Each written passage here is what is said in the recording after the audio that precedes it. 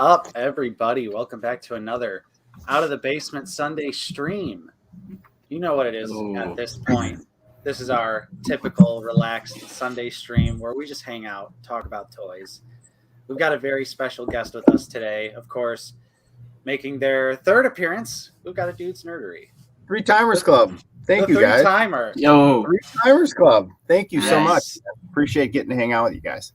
Yeah, thank you for coming on once again. Of course, we always love talking with you, dude. It's always a good time, and then the hours roll in. I was looking at our previous episodes together, our previous live streams, and they are like the longest live streams. Yeah, it was a good 3 hours.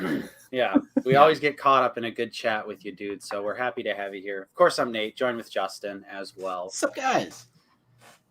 We've got quite a bit to talk about, actually. Really, like last minute this morning, there's a bunch of Black Series news from Yak Face. He's being cryptic. Yak Face. Yeah, there's a bunch of cryptic teases that we're definitely going to talk about now on the stream. So I was actually pretty happy about that. I was like, ooh, some nice, like, sort of breaking Black Series teases and things of that nature. But of course, if you haven't already, check out A Dude's Nerdery.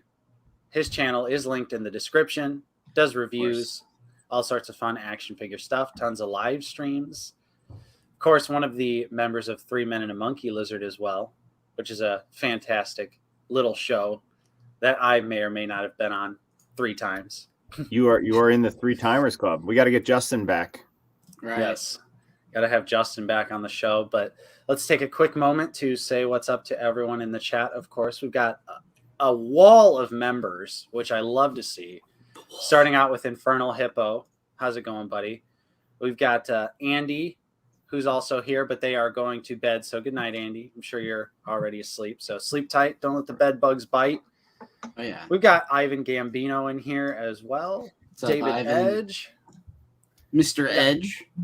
Yes. We got Mark in here. Chen Razzie. Jen Tugo. Michael Cherry. All sorts of familiar faces here. Tiny Plastic Universe New York. Hello there. Hello there. Hello there.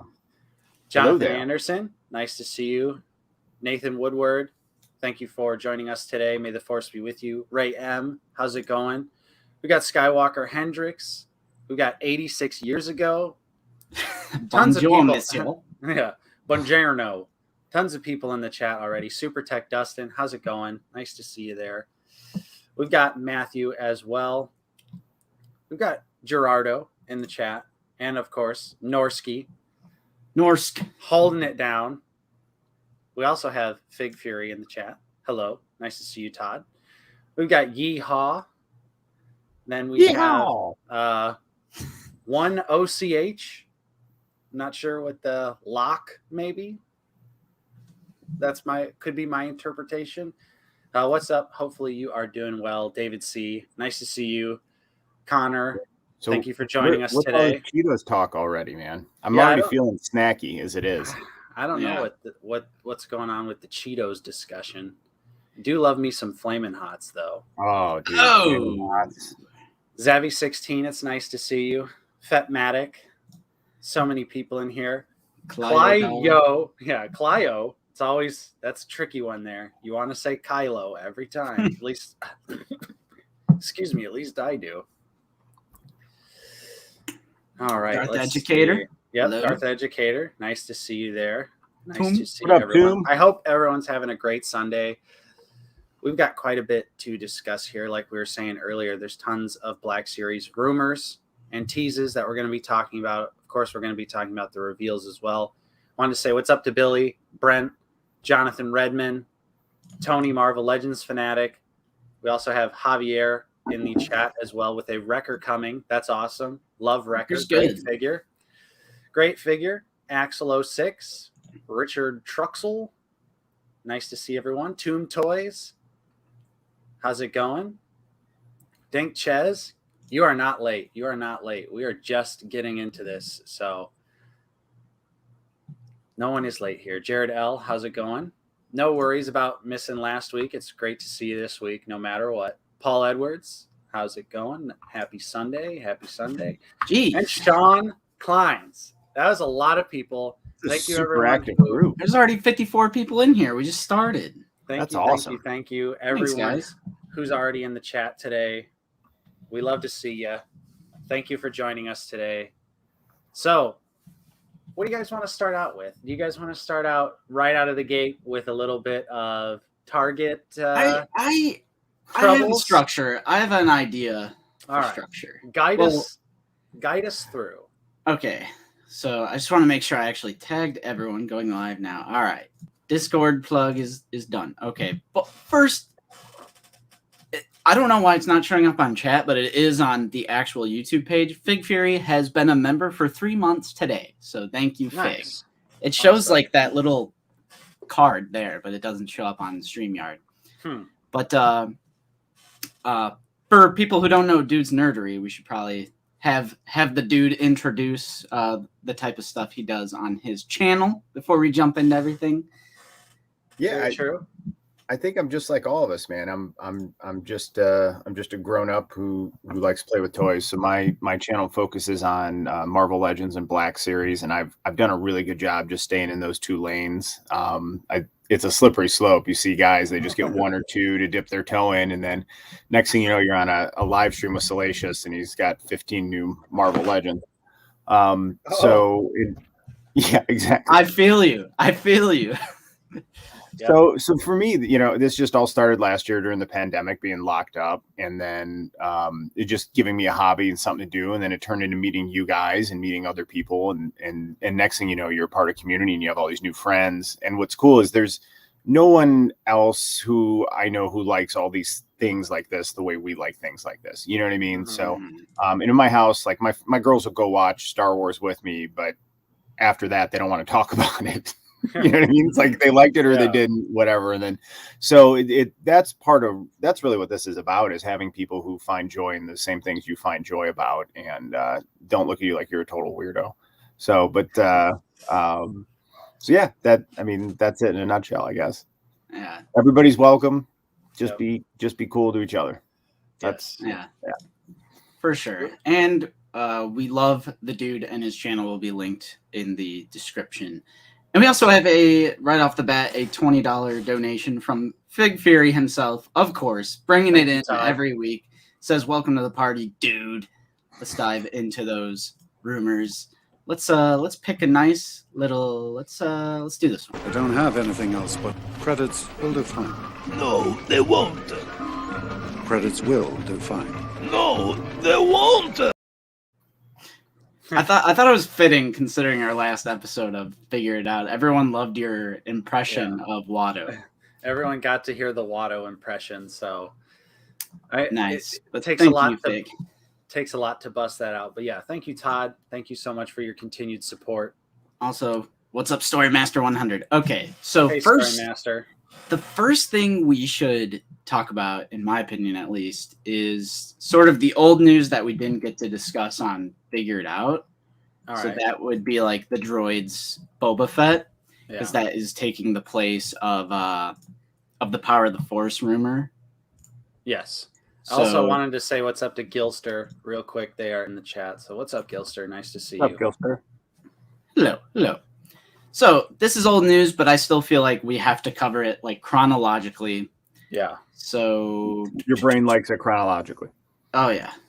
So I'm gonna share the screen here. Go to Yak Face here. This was 3 days ago, so it's not even that old, but the pre-orders have happened. I don't know if they're still up. No. But, of course not. Okay. Right. Well, I thought, there's controversy here, so I thought maybe.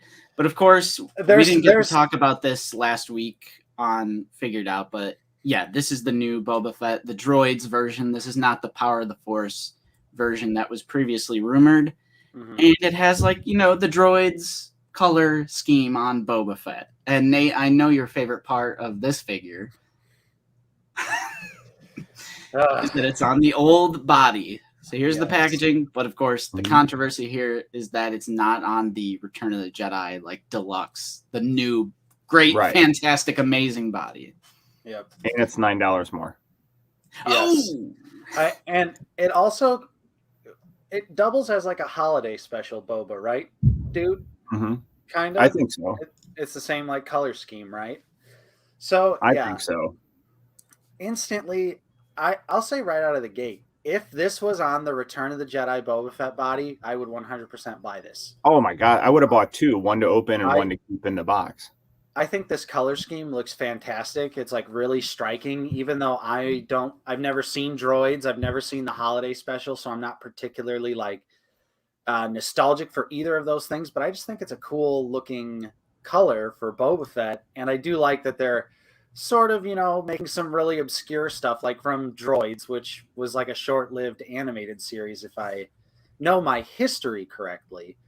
I know Bucky actually has the DVD of it, so we have a physical copy of the series, but we've never dived in. So, dude, did you watch Droids at all? Or I did. So I was born in '77, so all these cartoons were when I was in that wheelhouse. So and it's not like '90s X-Men, you know what I mean, where I watched when I was older and I really remember it. Like I know I watched it and I have nostalgia for it, but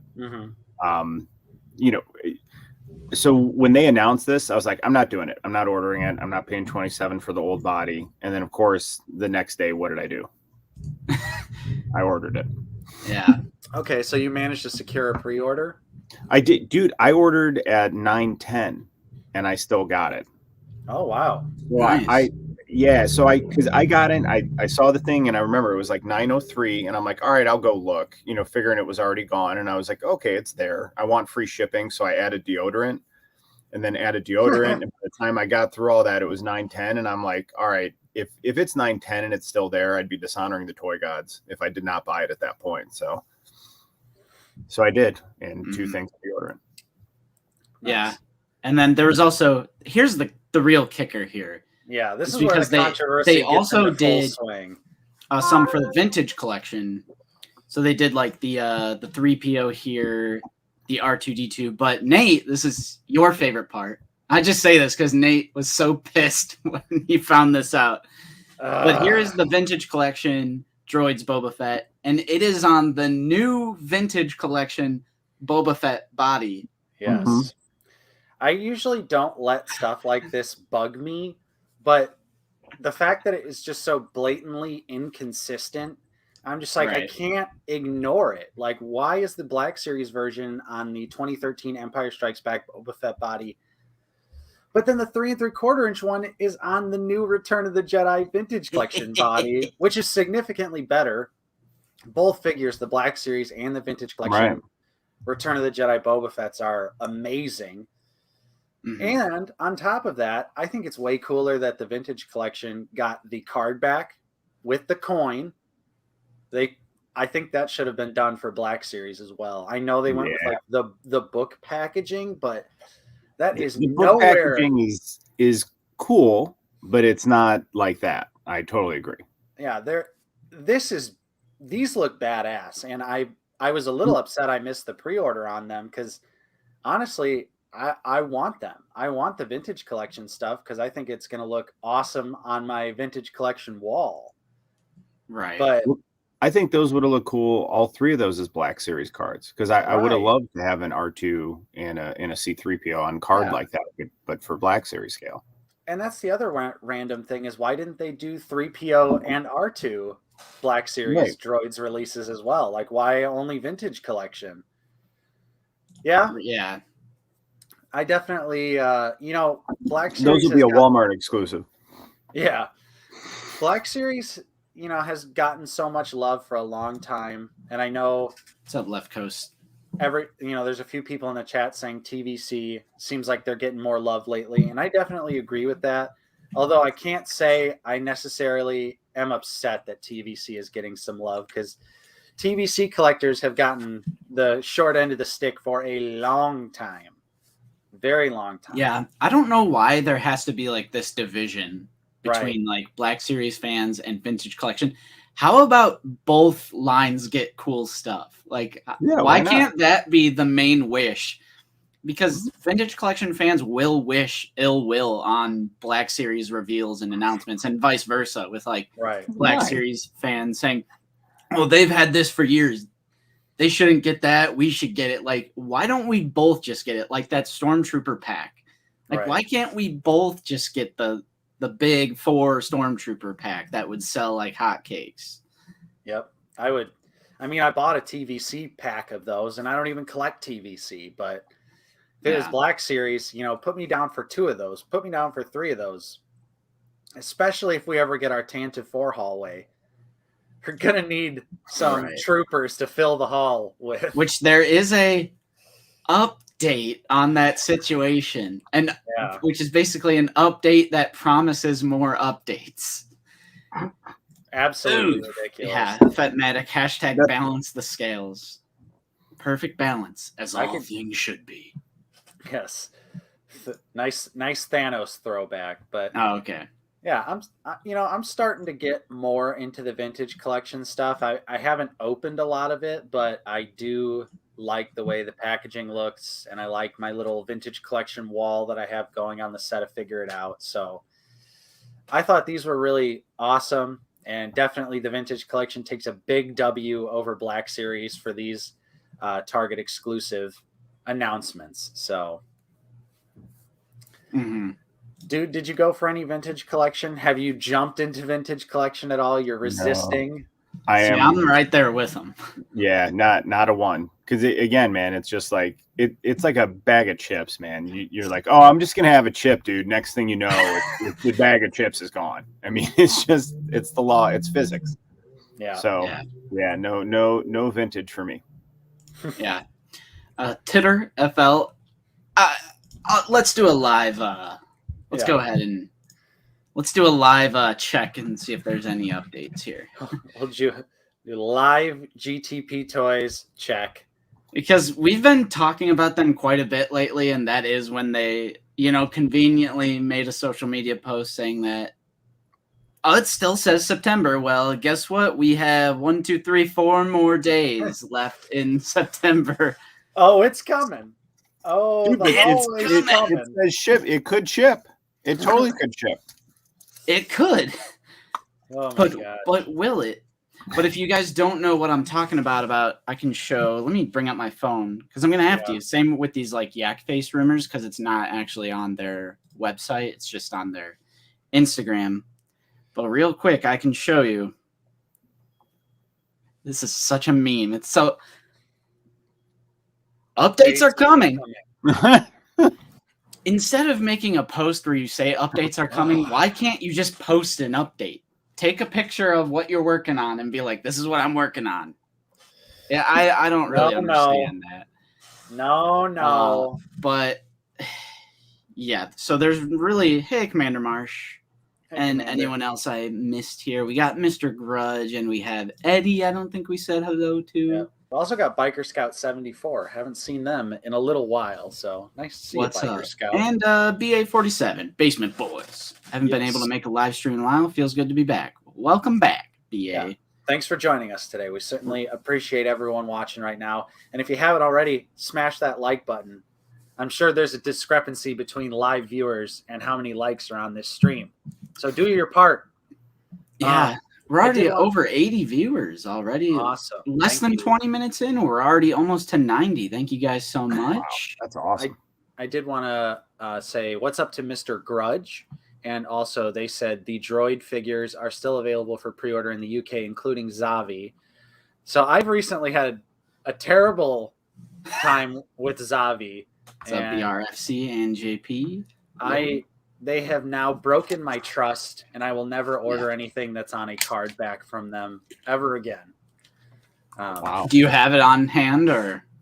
I don't have it on hand. I have a picture on my phone. So let me just show this real quick because I recently, against all odds, 3 out of the 4 Clone Wars figures from Zavi actually shipped, and I got them to my house.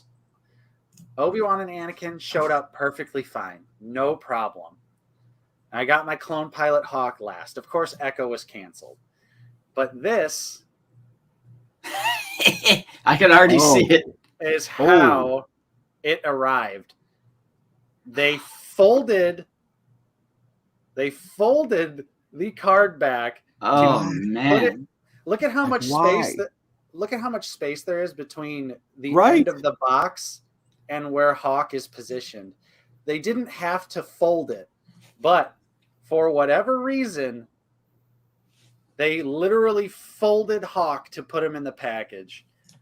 Ooh, dude, that's man. unreal. So I spent the last 4 days trying to get like a partial refund or my money back or something. Just talk to customer service because I thought this was completely unacceptable because it's not like it was damaged in shipping or anything. Right. It was a willful employee bending the package to put it inside. So I was going back and forth with them for 4 days because every time you talk to someone on Zavi's customer service, it's a new person. Oh my gosh, excuse me. Delta. No Delta. But so every single time I would get a response from them, can you please confirm you're the account holder? What's the order number? What's your issue? And I was just like, oh my, like it was driving me nuts because I initially messaged them, showed them those pictures that I just showed everyone. And it was like, this is what happened. You know, I don't think this is, you know, acceptable. Right. And of course, Hawk is sold out. So it's not like they can just ship me another one. So, you know, I'm going back and forth. And then eventually I get, oh, sorry, Echo was out of stock. Can we help you with anything else? And I was like, that's not even my issue. Wow. Just complete, utter like lack of care. And just every single time. And one time, you know, I told him that my full name is Nathan, obviously. So this is my favorite part. They're like, okay, what's the name on the account? So I tell them it's Nathan, you know, and then my last name. And they respond to me and go, oh, the name on the account is different. Can you please reconfirm your name? And I was like, well, if it's not under Nathan, it's under Nate, which is short for Nathan. And then they were like, okay, thanks for confirming. I was just like you don't know that? You don't know that Nate is short maybe for customer Nathan? service, but maybe they're in like a country that doesn't speak English, or is that possible? Where's Zavi from? They're from the UK, so I mean, maybe the customer service team is from somewhere else, but like I was just like, come on, like yeah, that's awful. Come on, UK. Read the JK. Read the clues of like, you know, a shortened name. So yeah, I just eventually like was so they beat me down over these 4 days of asking me to resubmit my order number, my name, confirm my account, that when they were just like, how's a like 25% refund sound? And I was like, I'll take it. Just like, geez. Maybe they do that on purpose though. Yeah, that's also what I was thinking. I was like, is this a customer service tactic to it might be to wear you down? So I'm pretty upset with Zavi right now. So I don't think I'm going to be buying anything that is retro carded from them anytime soon. But yeah, I don't blame you. Yeah, so that's my little experience with Zavi. Sorry to like derail everything, but that's all right. I saw Zavi and I started seeing red. That took like a I know, I'm sorry. A dark detour. So now that Nate's done with his Zavi story, thank you. I guess we can talk about there seems to be 3 new rumors I'm seeing on the Act-Face's Instagram. They have not been made into articles on their website, so I can't like bring it up on the screen. But one post is literally the client, just a picture of the client. Ooh, that's and the cool. caption is, "Toy collecting is a complicated pastime. Wouldn't you agree?" Ooh. And it's hashtag Star Wars, because there's also clues in the hashtags. So hashtag Right. Star Wars, hashtag The Mandalorian, hashtag the client, hashtag Hasbro. Is this Black Series or TVC? I guess we don't know. Or retro collection. Or retro. Which I think someone else earlier in the chat said retro client. I don't know how. Is there like another source out here? Left Coast earlier said something about it being a retro collection version of the client, which I mean would make sense. Of course, that'd be my least desirable version of the character to be released. Right. But I'd take a Black Series. Would you guys pick up a Black Series? Oh, Yeah, absolutely. Okay. I like characters that fill out the story and the display. For I sure. think he's a good part of it, man. Because think about it, he didn't have a ton of screen time before he died, right? Mhm. Spoiler alert. Yeah. Sorry, Yeah. spoiler alert. But he's a memorable. As soon as you see his face, like you think of that. I want to see the baby. You know what I mean? So he's part of the ethos. So definitely would like him. Yeah, and maybe he can come with the Camtono. Yeah.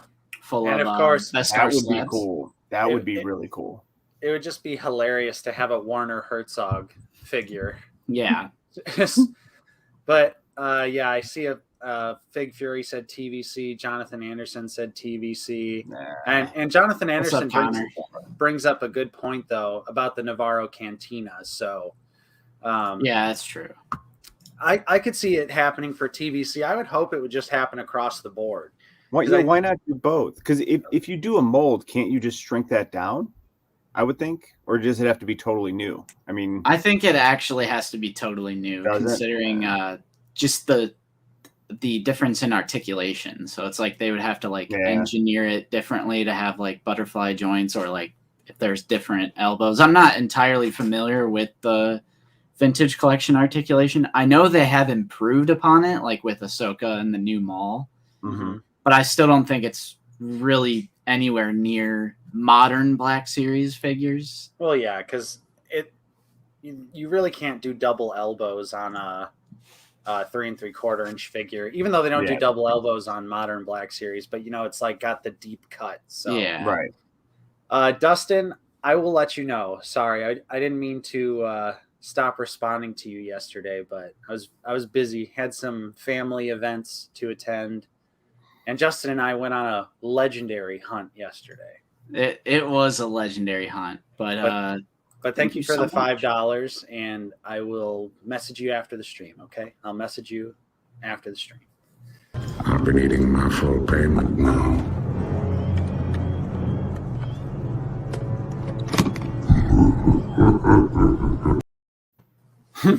Thank you, Super Tech. Thank you. Yeah. So, what were we talking about? Well, we were talking about. Okay.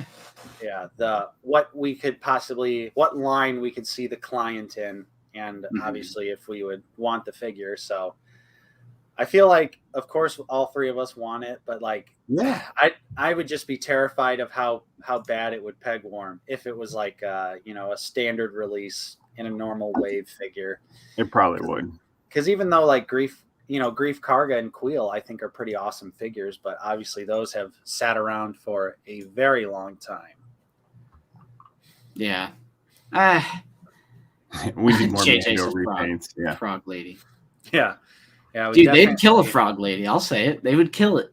Yeah. Because it's alien head sculpt, alien body too. With a really cool tank. Oh, I'd probably grab it, even though it's like my least favorite episode of season 2. I'd probably still grab it. Yeah, you'd have to take a Frog Lady. It'd be fun. Ooh, so this one does say hashtag Black Series, and this might be my So the caption is "Anyone have the time?" and it's hashtag Star Wars, hashtag Hasbro, hashtag Mandalorian, hashtag Star Wars Black Series, hashtag Black Series, and it's 2 emojis. So you do the math. Yep. So it's a skull and a watch. So I'm Death Watch. Right. Which I would be so down for, like the Death Watch Mandos that we see in The Mandalorian, but could also easily double as Clone Wars characters. Right. And that post is specifically hashtagged as The Mandalorian. So I wonder if it's going to be Axe Woes, or is it going to be like the Death Watch Mandos that save Din when he's a child? And well, Bo and all them are not Death Watch. But they would not be Axe Woes. They were before they broke off. But then it's hashtag Mandalorian though. So if it was hashtag Clone Wars, like when Bo-Katan was a part of Death Watch, like with Pre Vizsla and all that. But like the actual characters in the Mando, like Axe Woves and Casca Reeves, like they're the Night Owls. So I would say, if I were to guess, it would be the Mandalorian soldiers that, like, you know how one of them saves Din as a child. So that would be my most. Well, I would love to get an Axe Woves as well, but just from that caption, I would say he'd probably have his it would probably be a specific Axe Woves figure, not like generic Mandalorian figure. Yeah, which I'm down for both. So I'm very happy. 100%. Yeah. Left Coast. I just got the Koska figure, and it's really good. Oh, I love figure, man. Yeah. I mean, basically, if you like the Casca or the Bo-Katan figure, you're gonna love Casca Reeves because it's almost the same exact figure, but it's a fantastic figure. It's the same, just different paint and head. But they're awesome. I mean, they're well done. Yeah, I can't wait to get Casca. I'm still on the lookout. Well, I have my pre-order, but you know that's going to ship in whenever that ships. But thank you, Drake, for the $5 super chat. They ask, "What do you think of casting Taika Waititi / Tech and Manu Bennett as Hunter? They look different than Regs. Much love, hunting for Aura Singh." I don't know. Not like I feel like Taika Waititi would be like too funny to be Tech. Yeah, Tech's kind of pretty dry, isn't he? Yeah, like I mean, he does have some like funny banter between him and Echo, right? But I mean, I agree.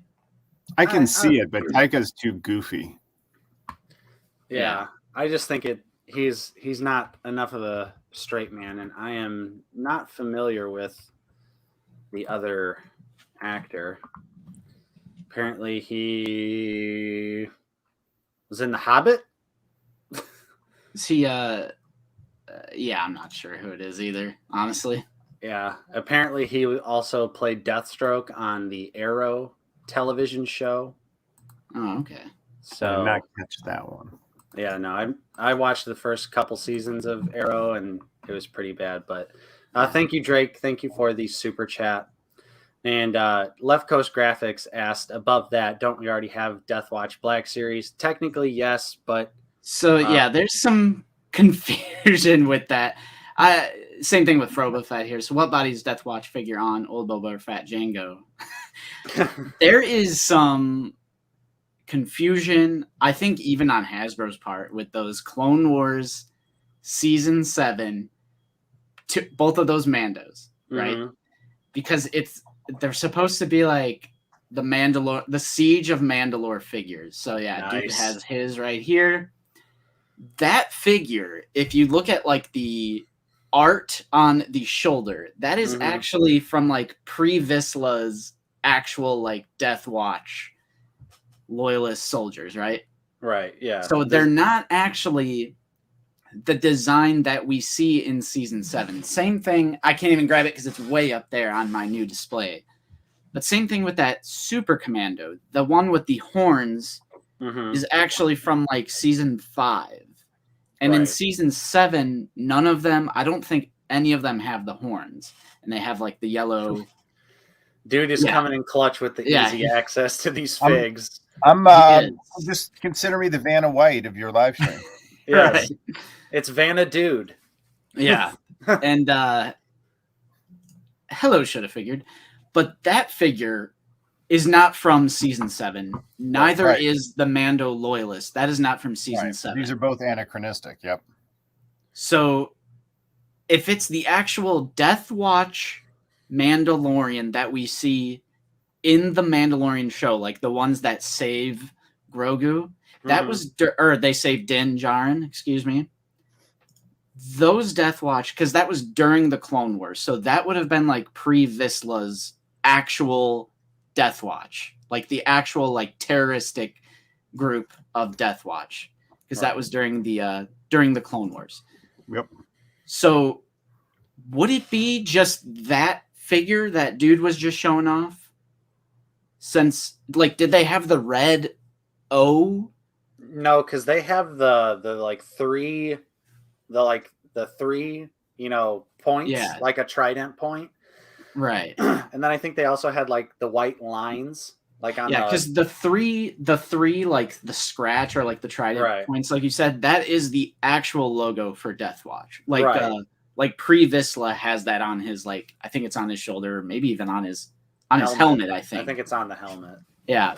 So I hope it's just like the new deluxe Boba Fett body. I think they should just incorporate the body mold and at least, the articulation in pretty much every like Mandalorian character that comes out that is, a male.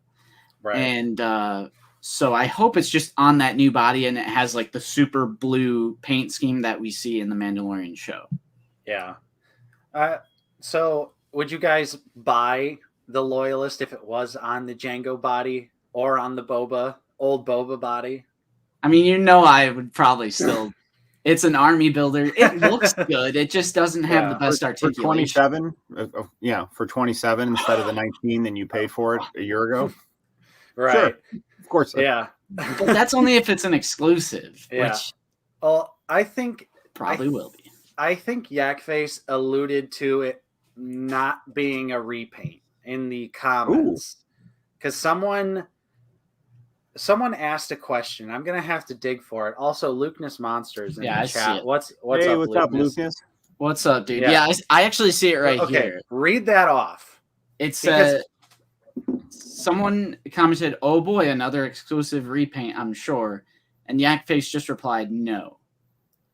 So I feel like that could either mean it's not exclusive or it is a repaint. It's a repaint, but it's not exclusive.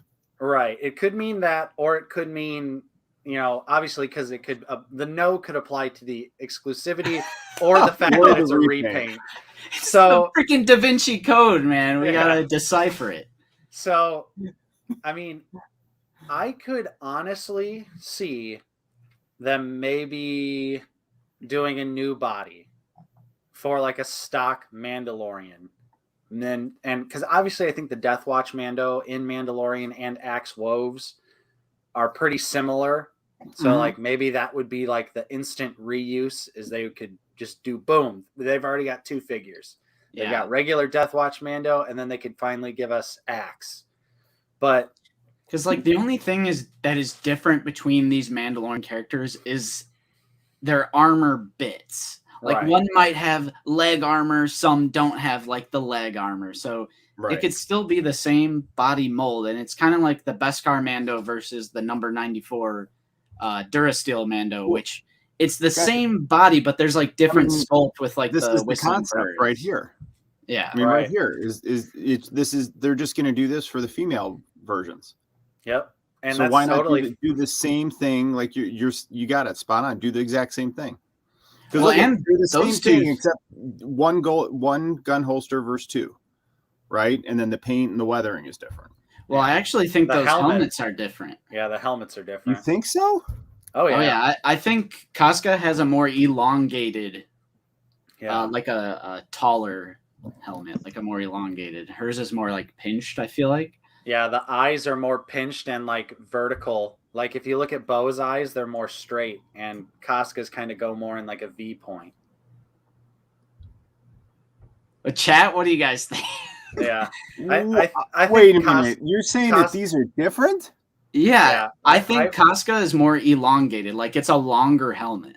Yeah, I think Casca's helmet looks different. Oh, I see what you're saying. Like it's ever the same so helmet. slightly. Hers is just elongated. Yeah, right. It does have a different like the sculpting on the side there. Isn't that a little different on the side of their helmet? No, when you look at it on the side, it is different. Yeah, because that's where you can really tell. Yeah, because Bo has the circle and Casca doesn't have the circle, so it is I mean that's a minor sculpt detail difference, but it's definitely that's really all they got to do for these Mando characters. Just slightly change the helmet, and then and then you can have different variations, different gun belts, and like you said, change the armor a little. But I'm not mad; they're both awesome. And how cool does Bo-Katan look with the Darksaber? Yeah, Bo looks amazing.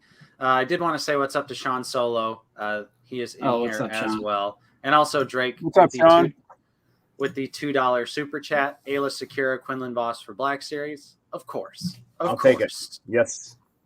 We also, All the Jedi.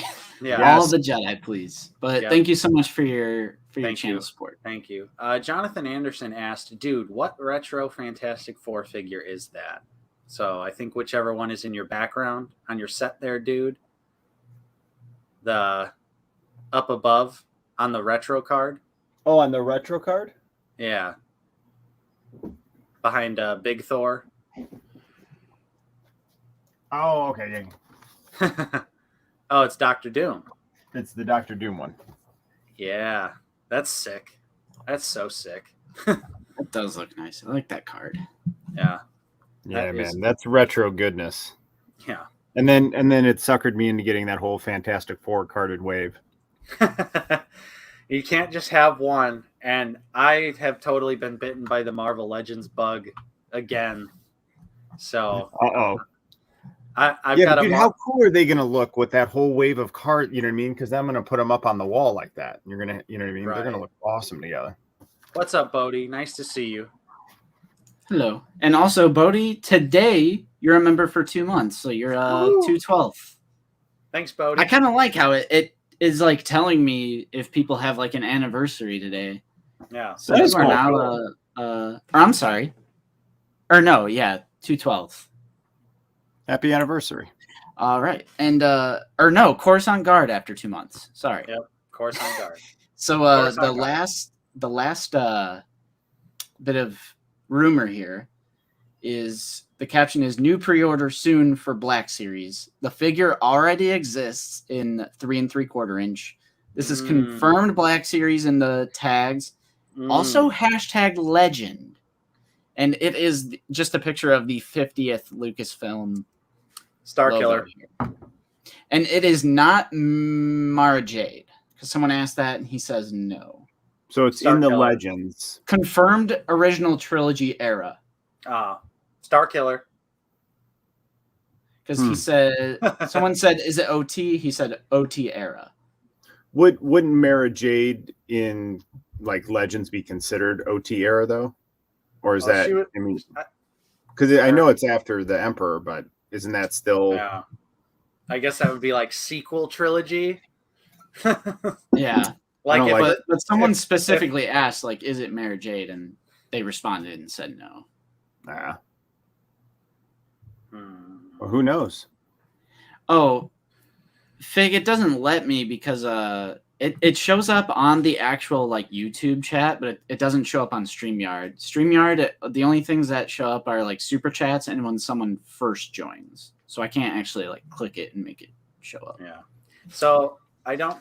Obviously, it's probably not Star Killer because Star Killer's story is before A New Hope, Secret Apprentice style, I think, unless the second one takes place at some different point in time.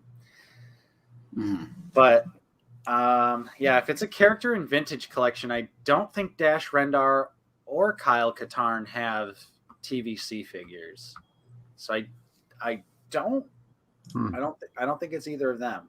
Dude, what do you think, dude? I have no idea. Yeah, I mean, I have the, no idea. The either. problem is the Yeah. Legends pool is so deep that even if it's narrowed down to a character that's from the original trilogy era, it's like that could be like 100 characters probably. Well, what are the Legend like TVC characters? Because we can like start Yeah, there true. and narrow it down if we True. really want to Nancy Drew the situation. Let's see if See. anything comes up. What the heck? Okay. I was just saying if there was another. Oh, okay. It's just the new TVC has been like popping up in Walmarts, apparently. Yeah, I saw Sean got IG-11. Yep. Which IG-11 looks like another Vintage Collection figure that's more accurate than the Black Series version. I mean, it's 1,000 times more accurate considering the Black Series is just it's just a repaint of IG-88. Yeah, Mhm. because I think the Vintage Collection one has the correct hands. Ooh. So let's see here. Yeah, the IG-11 and IG-88 Black Series figures, like it barely stands straight. Yeah. And it definitely can't hold its weapon. That's for sure. So, I mean, I do like the little peg that they have. Thank you, Bodie. Nice display. Yeah. Dude's got an epic display. The epic DTOF display with those awesome lights. Oh, yeah. It's incredible. I'm just looking at a master list of vintage collection figures, scamming through it really quick to see like what original trilogy Legends characters are part of the line.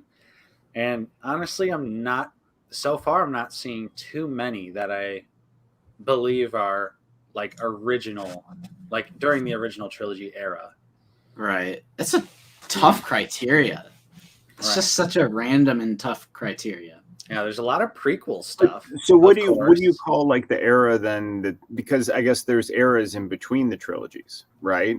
So like each of those eras needs really its own name and breakdown. Because it's not just because it's post Return of the Jedi doesn't really put that as sequel trilogy. Those stories are still more along, what was going on, and you know what I mean. I have my own personal like obviously like the Phantom Menace was like the height of the Republic, and then we have like the Clone Wars was basically up until Revenge of the Sith, and then to me it's just Rise of the Empire, and then the original trilogy is essentially like the Galactic Civil War. I think that's the technical term for the war, like the Galactic Civil War. But in between that, I'm like Rise of the Empire, Rise of the New Republic after Return. But I still am like, yeah, that's original trilogy. Like when I watched Mando and I see Imperial Stormtroopers, I'm like, yeah, this is OT. Right.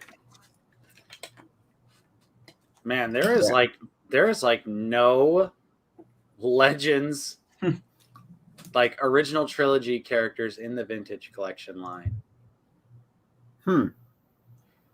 So maybe original trilogy is a little broader than just the boundaries of the movies. Right. That's so maybe it could be Star, because I kind of put Star Killer with the original trilogy. If I'm going to put him in an era, I'd put him in like more towards that era than prequels. That's exactly what I was about to say. I was going to say, so I think I'm going back to my original. I think it might finally be Star Killer. That would be really cool. Yeah, because there's no Dash Rendar, there's no Kyle Katarn, there's nothing like that. Literally, the only one I'm seeing that to me is like original trilogy era would be Star Killer. Looking at all 100 and something. You heard it here first. Figures, so Detective Nate has figured it out. He's cracked that code. I mean, if it was Poplu, that'd be ridiculous. But Poplu's not a Legends character. Yeah, that's true. Poplu is canon. Poplu is canon. So isn't he walk? Great Black Series figure too. Nate, I'm ashamed of you, buddy, that you have not opened your Heroes of Endor. Or have dude's still got his locked up too. Mine's not. Solidarity. Yeah, dude.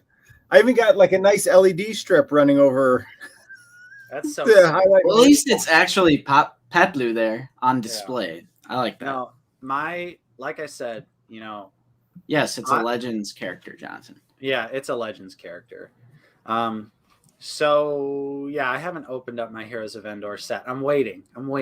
I need a little bit more space for my Black Series figures. There's no need to open it because you can get all those figures except the speeder bike and Poplu. Right, and I already do have a Han, and I do have another Luke. Yeah.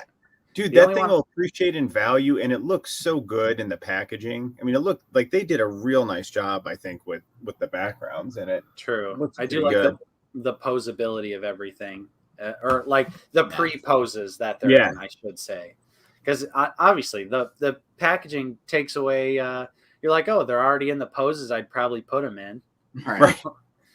But yeah, the only one I didn't double dip on was Leia, which I would get an Endor Leia if I could find one on clearance, but honestly I haven't been able to do that, so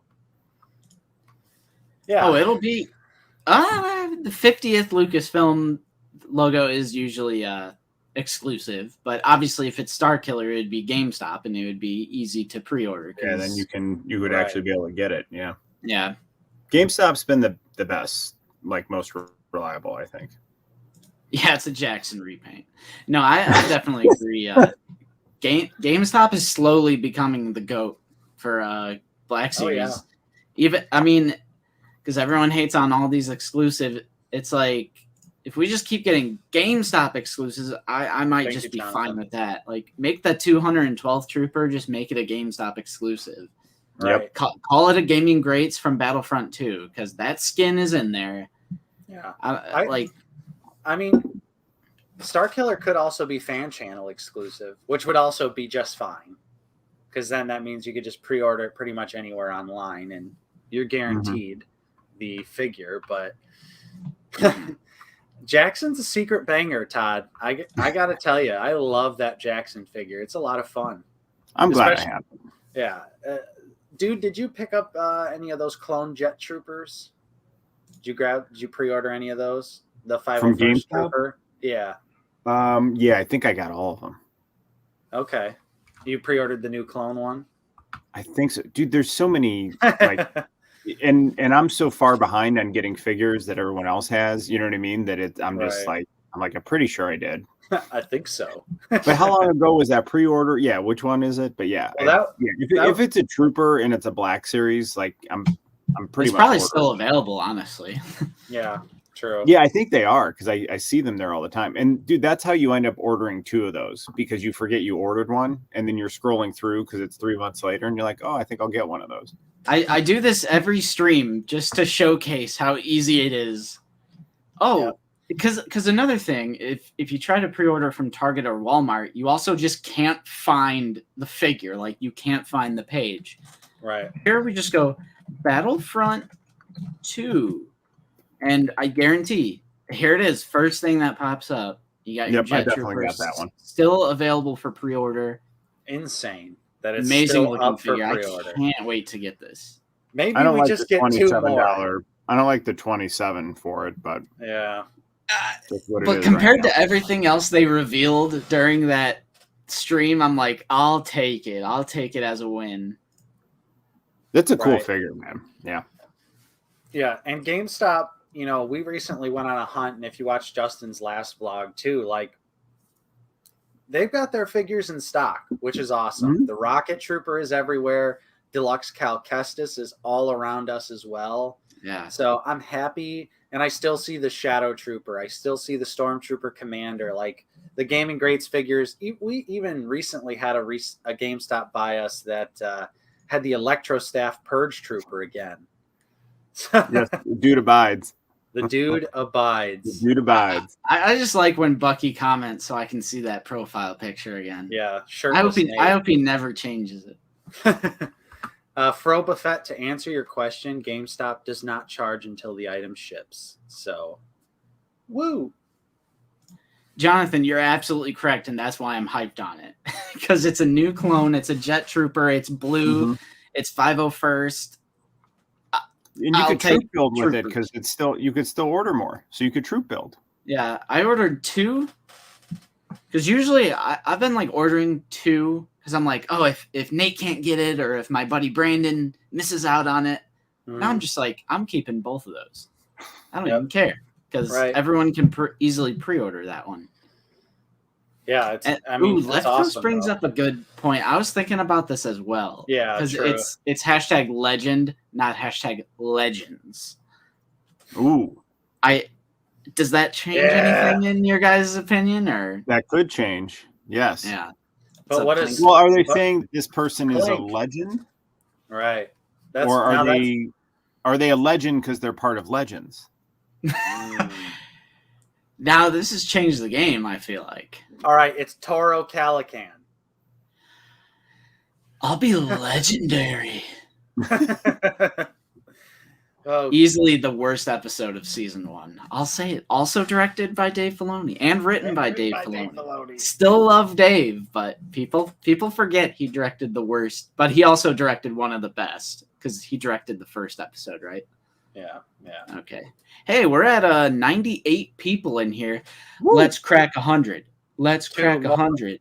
Also, smash like. Also, what's up to the lurkers? Hopefully, you all are doing well out there. What's up, to the man? lurkers? Just tuning in.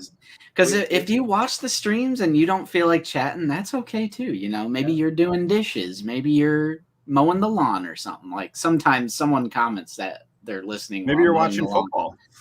Yeah, and listening exactly. to this. Yeah. Now Justin and I didn't realize that eventually we were going to have to start competing with football. Dun, dun, dun, Dun, dun. dun, dun. It also just reminds us of delivering pizzas at Pizza Hut, because every time a delivery was ready, it would play the NFL theme song, but it would be like, it's like the lowest like audio quality rip of the theme song ever. Like, so it's like ear rape. Playing through this like tiny speaker, just like Hey, we're at 100. 100 Yeah. people in the stream. What's up, everyone? We also, because I feel like people come in waves. I think it gets recommended in like waves, because every time we get an influx, like here we have Matt Bryant. What's up, Matt? We have Star Killer himself. He's joined the chat. Yes, there he is. And then we've also got Greg. Jared L popped back up. Greg, 49er Brian with the 9 nub. Yeah, it's Jared. He cuts the grass while listening. Yes. All right. That's it. awesome. I mean, good for you. Yep. Bodie says football in the background. Clink, football and listening. I like it. I like that we have somewhat enough power that we can bring people away from fully paying attention to football. But thank you, everyone. What were we talking about before that tangent? We were speculating on what could possibly be the, because it's not Black hashtag series. Legends. It's hashtag Yes. legend. So what's out in TVC from the original trilogy that would be like a legendary character? I mean, That isn't part of they're it. all damn legendary characters. Right. I mean, I feel But like that if we isn't, go, but that isn't already a Black Series figure. 9 nub has a vintage collection figure. Is he a legend? No, we do have 49er Brian in here. I know. I know. I'm speaking blasphemy. That's why I just. That's interesting. Because I mean, Is there a Bespin Leia, like a Cloud City Leia, where she's got like the dual rings for Black Series? Where she's in like that plumish color dress? No. So that does have a vintage collection figure. Does not have a Black Series figure. I mean, it's a legendary. We look. put it on the list. We'll put it on the list for consideration. It's fair. Could be. Gonk Droid, huh? Gonk Droid does have a TVC figure. I think the Gonk is pretty legendary droid, but I'd take a Gonk.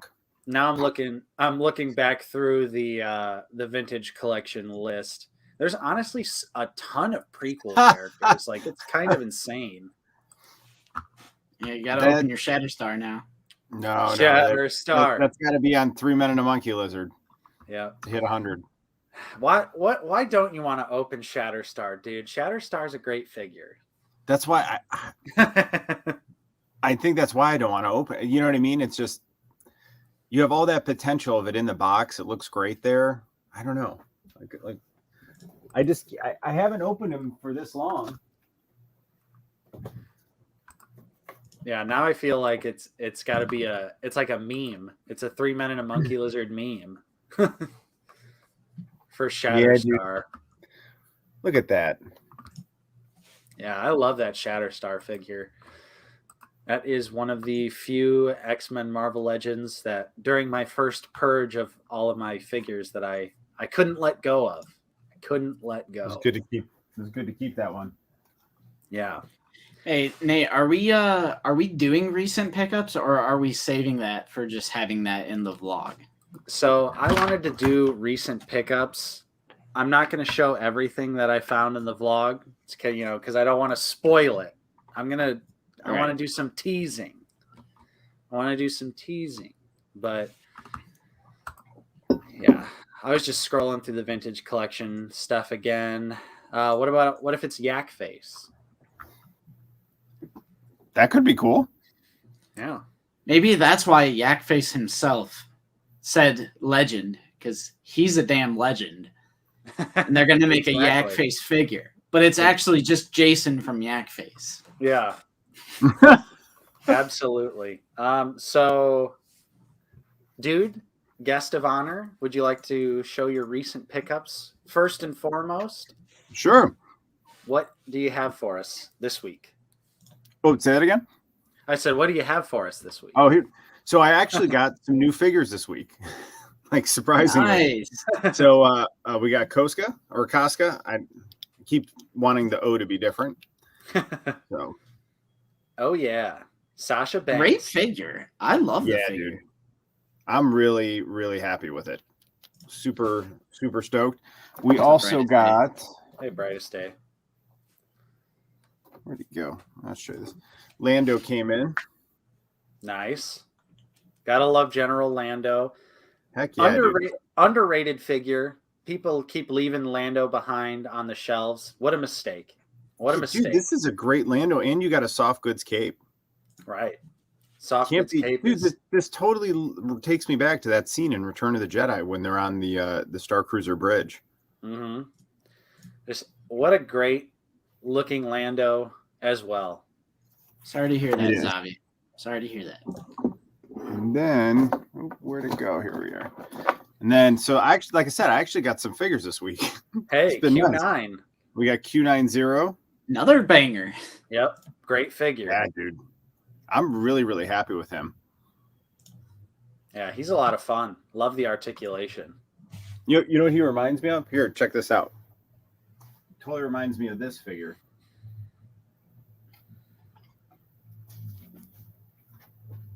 Mad Jack.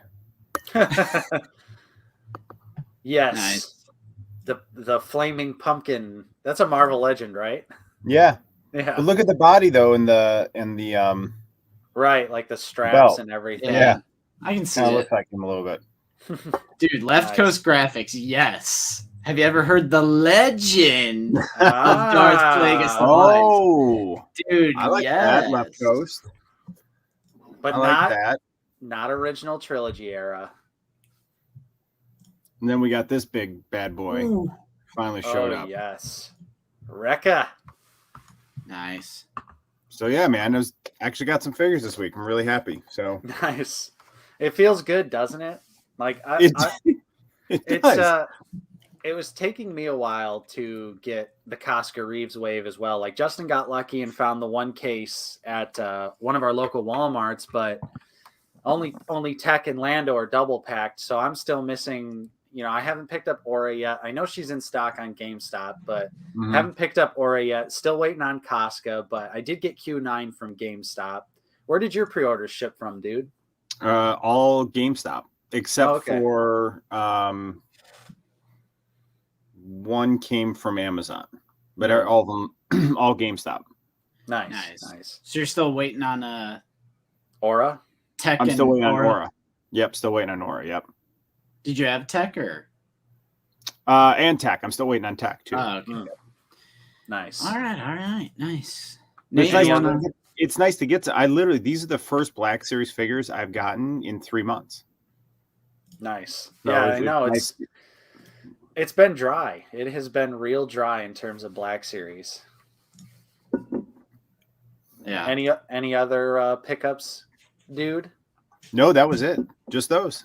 But Nice. I'm real grateful for them. Yeah. It's solid. Right.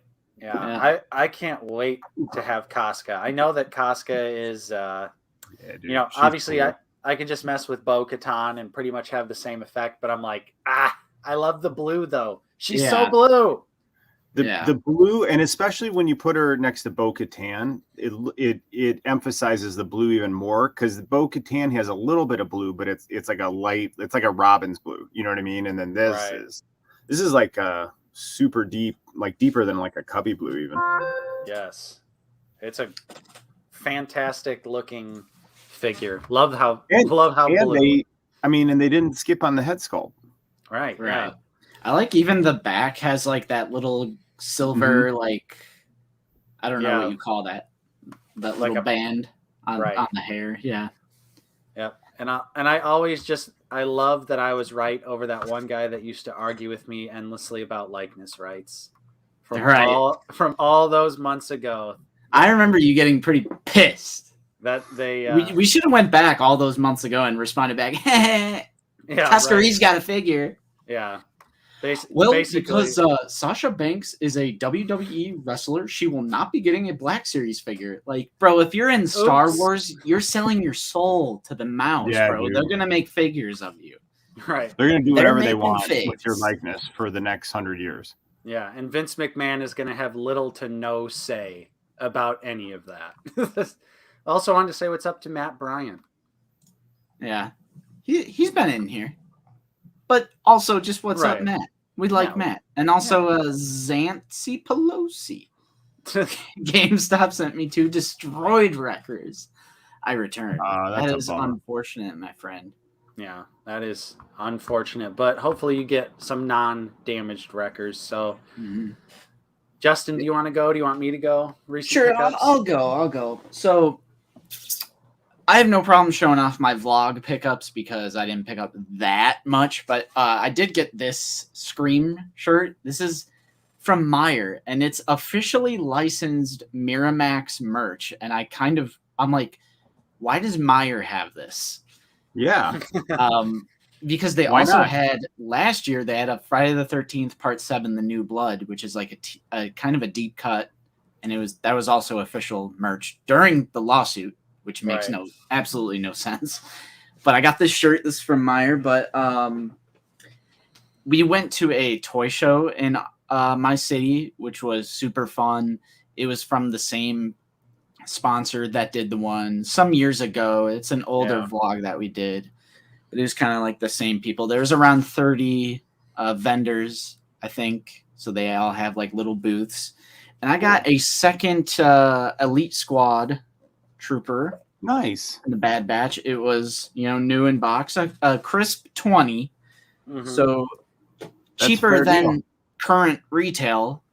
Right. For that. So now I have 2, and I gave one, I gave the new one the DC-15A. This is the A, right? And this is the S. So now I'm like, Crosshair is always seen with 3 because one has the S, one has the A, and the other one has the Flame Trooper. Yeah. And then Nate has his Flame Trooper, or the Flamethrower, excuse me. Yeah. So maybe I'll have to get a 3rd and get that John Walker custom Flamethrower. You know what's Nate to paint it. You know what's horrible is I came home yesterday and my Elite Trooper that was holding the Flamethrower was on the ground. And the Flamethrower is broken. No. Yeah. The butt stock broke off and the top handle piece broke off. So I was like, looks like I have to get another Flamethrower from John Walker Customs. I mean, let me ask you guys, what's the worst broken thing like that you've walked into?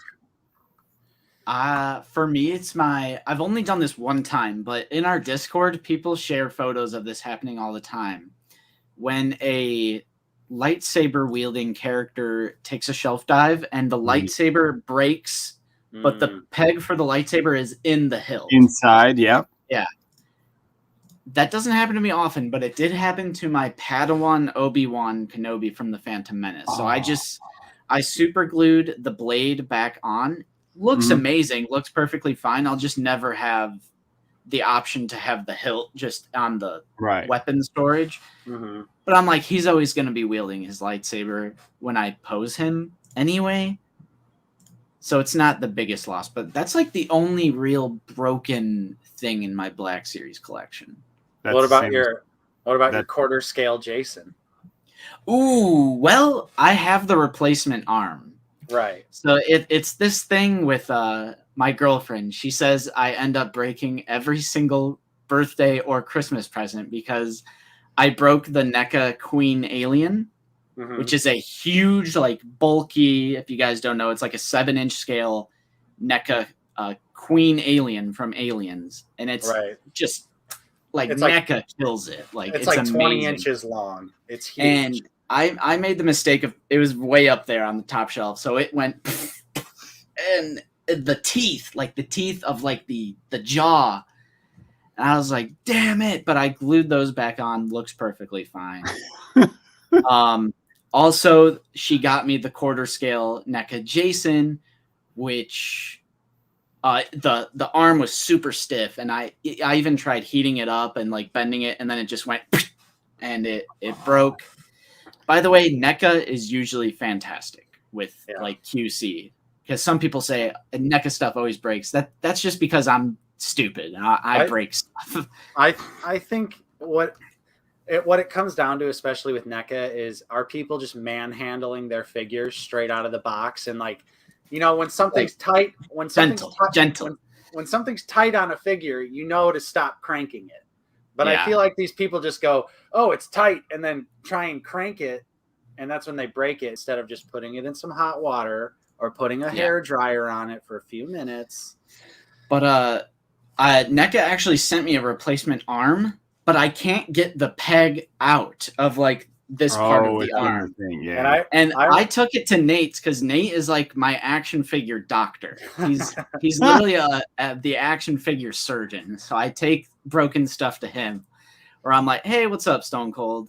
What's up?" Also, we're back to over 100 people in the chat. We're at 106 people in here. What's up, everybody? Nice. Thank you. We're just talking about recent pickups and going off on a little tangent about broken figures. So I still have the new arm to install, but I can't get the peg out. So I just ended up super gluing the old arm back. But one day I'm going to do something. And I messaged them and they're like, dip it in lukewarm water and then take a pair of pliers. I'm like, no. Like we put that thing in boil. We boiled that thing and it still wasn't coming out. Yeah, that was, even I was like in disbelief that I couldn't get the peg out, because you know, usually you stick it in we put that thing in boiling water for like 10 minutes. It was as soft as could possibly be, and the peg is just jammed in there perfectly. So it's actually the weapon wielding arm. So it's like this arm, or no, it's this arm. Because I can see where we tried to rip it out.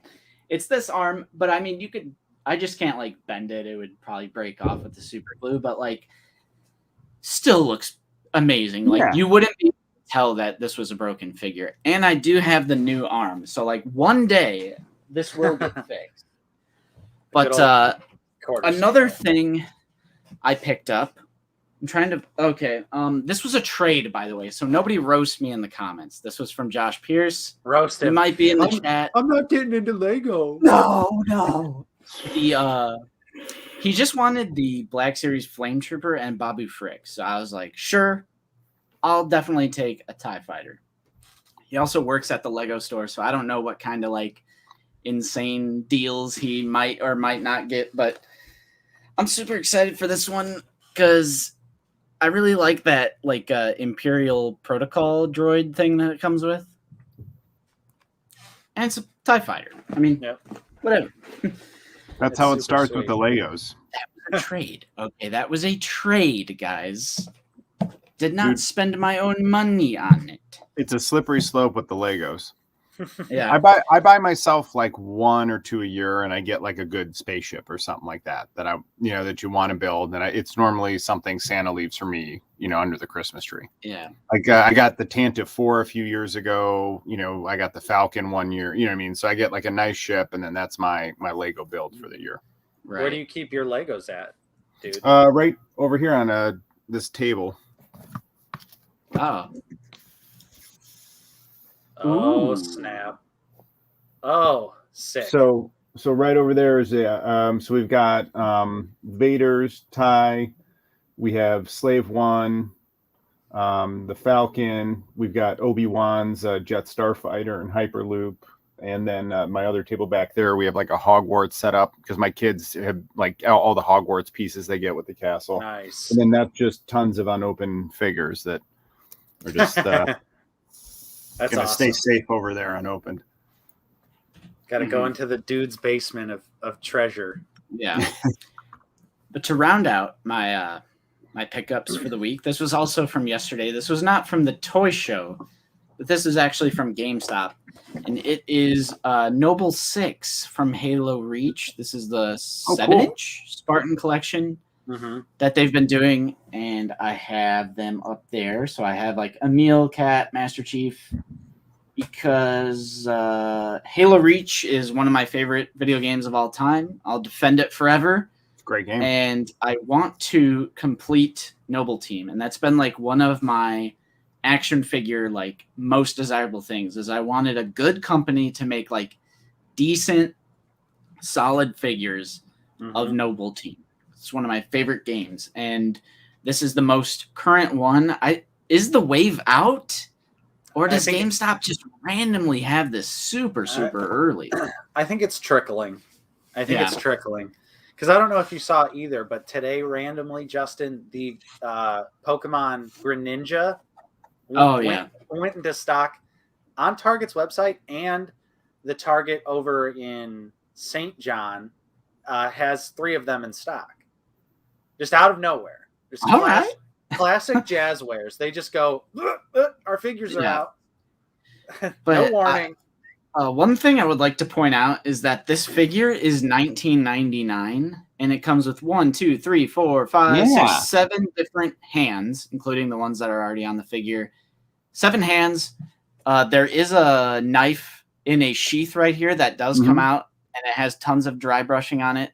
The Magnum and the assault rifle down here. Yep. For $19.99, 7 hands, 2 weapons, 3 weapons with a knife. Come on now. Yeah. That's come on, Hasbro. Let's get it going. Obviously, it's a big discrepancy, dude. We're paying more for less.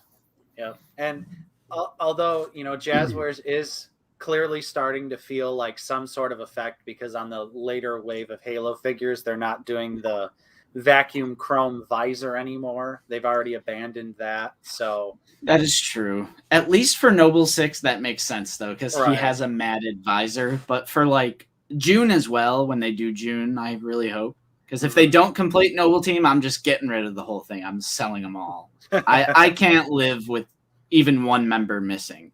Yeah. But for June, the mat will work. But for Carter and George, like they need the reflective visor. Yeah. I'm gonna be disappointed if they don't. Yeah. But I guess we'll pass it to you. All right. So first up, I'll do some chronological stuff. Got new vintage collection, Ahsoka and Maul. Couldn't pass these up. I know I'm not a vintage collection collector, and I don't open my vintage collection figures, but this guy. Since these two I'm not a vintage collection collector, but I have some vintage toys I want to show you. But here's the screenshot for the video right here. Yeah. Right. We don't collect these. So, but the way I look at these two, and this is my justification, is that this is practically a set of figures. So I'm going to open both of them and do a review and just have them posed together in their duel, like, in season 7 of Clone Wars. And that's fair. Of course, I'd love to see Black Series, season 7 Maul. That goes without saying. And honestly, this Ahsoka, more accurate than the Black Series release. So, yeah, just that is true. 2 fantastic looking figures.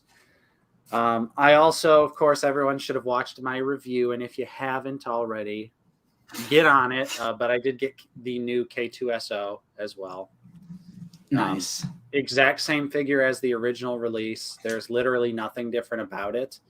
But it's an army builder. So it's another security protocol droid or security droid, not protocol, but that can fight Cal Kestis. So army builder. Didn't they say when they revealed that figure that it had a different paint job? Well, they said, so here's the thing, is I went back all the way back to 2016, my original review of the very first K2SO figure, which I believe we got that Force Friday. Because remember we went to Walmart at like 4 a.m. and we got the whole Rogue One wave. Oh yeah. Yeah, I remember that.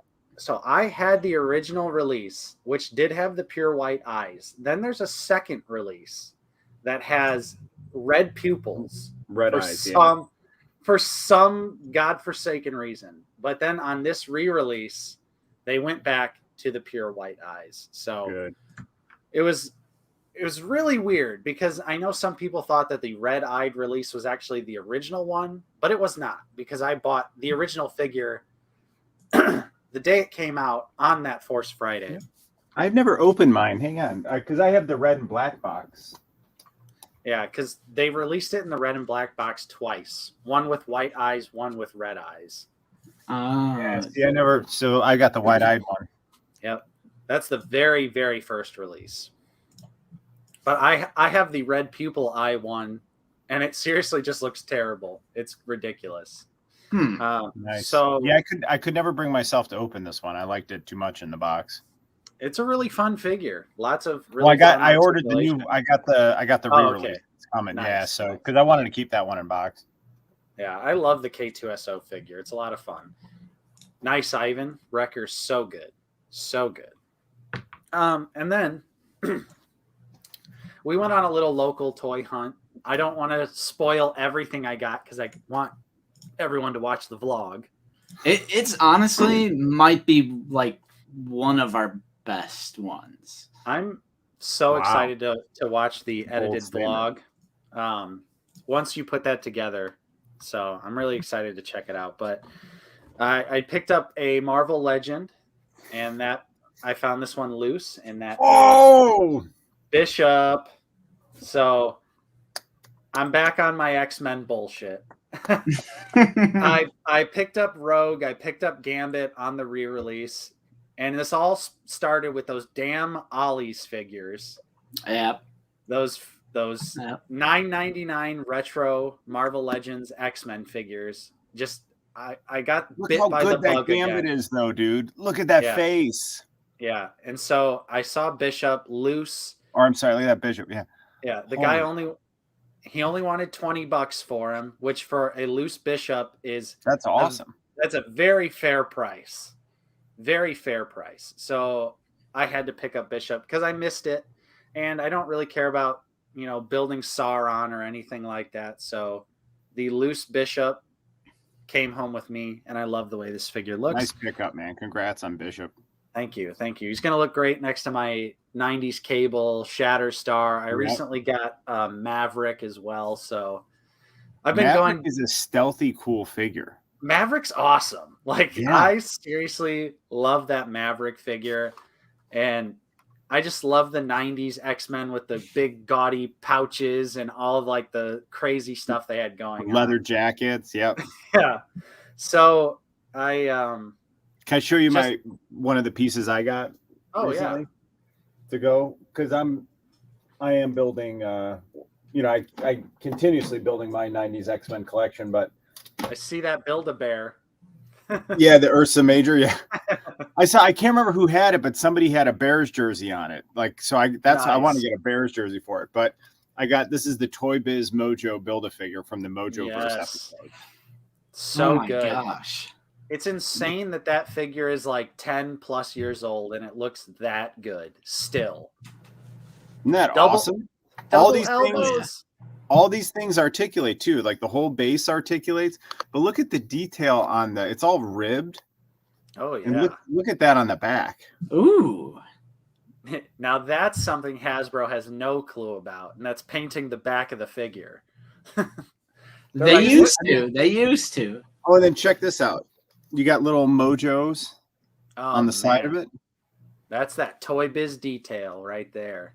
But I mean, I got all the figures for this so I could do the Build-A-Figure, but this is going to be right in the middle of my 90s X-Men display once I bring it down here. Yeah, I saw. And then I got this guy too. We got Long Shot. Yes. He has the mullet. That's the best part. Look at the mullet. Right. Oh yeah. I honestly could see Hasbro giving us that figure relatively soon, giving us a new version. Same costume though. They'll keep the mullet. Oh my god, yeah, you have to keep the mullet. I think the current Marvel team is in our general age brackets as well, to where they also really like the 90s stuff. So we're getting a lot of it. Yeah. And that's awesome. Look how cool they look together. Yeah, those are some great pieces. Hey, Ivan, thanks for the Thanks for the donation, buddy. Just finished my driver's test. Can we get some W's? Nice. W's in the chat for Ivan. Big dubs for Congratulations. Getting your driver's license. And thank you for Did you get that parallel parking, Ivan? Parallel park? Oh, yeah. I got to skip mine on my driver's test because there was nowhere to parallel park. Nice. It just so happened to be not a opportunity, so I got to skip it. So I've got a few more things. Like I said, no spoilers for the vlog. Well, you'll see the bishop. You have like stuff left over too. Good grief! This is almost not as bad as Salacious though. Right.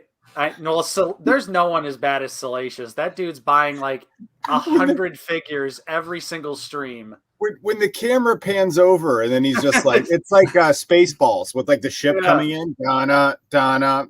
And it looks like you're at a convention when he pans over to the table and there's a full table of Marvel Legends. Right. But this is my tease because I found some really nice 3 3/4 inch Star Wars stuff. Here's my tease. Speaking of Salacious. Oh, wow. So I bought a big old bag of some 3 3/4 inch Star Wars goodies. In the bag was a vintage 1983 Salacious Crumb right here. That's my tease. You'll see the rest of what is in the bag in the vlog. And then finally, after the vlog, on the way home, I stopped at a local video game store. They also have like a small section of action figures. And I was just feeling saucy, so I picked up a Power of the Force Sand Trooper, Orange Pauldron. Nice and mint on card. Ooh, look at how not bent that is. I love that. So this will relate to something else in the vlog as well. But of course, we love the Orange Pauldron Sand Trooper. And then you guys know me. I love my Royal Guard. So they had the episode 3 Royal Guard in the box. I'm not going to open this one, but it was super cheap. It was only like $6. So I was like, okay, I'll take it home with me for the Royal Guard collection. And the last thing I wanted to talk about is actually not a recent pickup, but a figure. Since there's a new line of Spawn action figures, I dug this one out of the deep recesses of my collection to display with my Spawn figures. And that is, of course, the Marvel Legends Angela, which if anyone is familiar with her, she was originally a Spawn character, but then due to a rights issue between Todd McFarlane and Neil Gaiman, Neil Gaiman actually created the character of Angela, and so he won a lawsuit and pretty much to spite Todd McFarlane sold her character rights to Marvel. And she became a member of the Guardians of the Galaxy, and this is a Guardians of the Galaxy Angela figure. They actually wrote her in as Thor's sister. Oh yeah, that's right. As part of the ethos, like the greater ethos, and then she was adopted by the Valkyries and raised by them. But they treated her like crap because she was adopted into them, wasn't a true Valkyrie, and then later we find out that she was Thor's sister. Wow. But cool to figure, me, man. To me, she's in the Spawn collection. That's where I'm putting this figure. Right. So, because we'll never get a new Angela figure from Todd McFarlane, of course. So, not now. Not now. No, Todd tried, and the court said nope. And then Neil was just like, you know what? She's going to Marvel. So just to piss him off. That's pretty funny, actually. Right. It was totally just like a move to just be like, you know what? Because you even tried to sue me over this, I'm just going to sell her to Marvel. And Marvel is happily like, sure, we'll take her. But we'll make something up. That's literally what they did. Like, we'll take her and make something up. Yeah. So obviously she doesn't have any like Spawn details on her, but the essence of the character is virtually the same. In terms of like the character design, they really didn't change her all that much. So she fits in with my Spawn figures. And that's my recent pickups. That's everything I wanted to show off. Of course, I got more recent pickups, but you're going to have to tune in to our vlog to see the rest. Yeah, I edited the intro of that one. There's some nice. There may or may not be a new Kiwi cam that I'm going to start employing in our vlogs. The cheap Kiwi cam. Also wanted to say what's up to Dawn. She's in the chat as well, and Jeremy. And Jeremy. Hello. Nice to see Jeremy in the chat as well. Dan Denny's here. Dandy.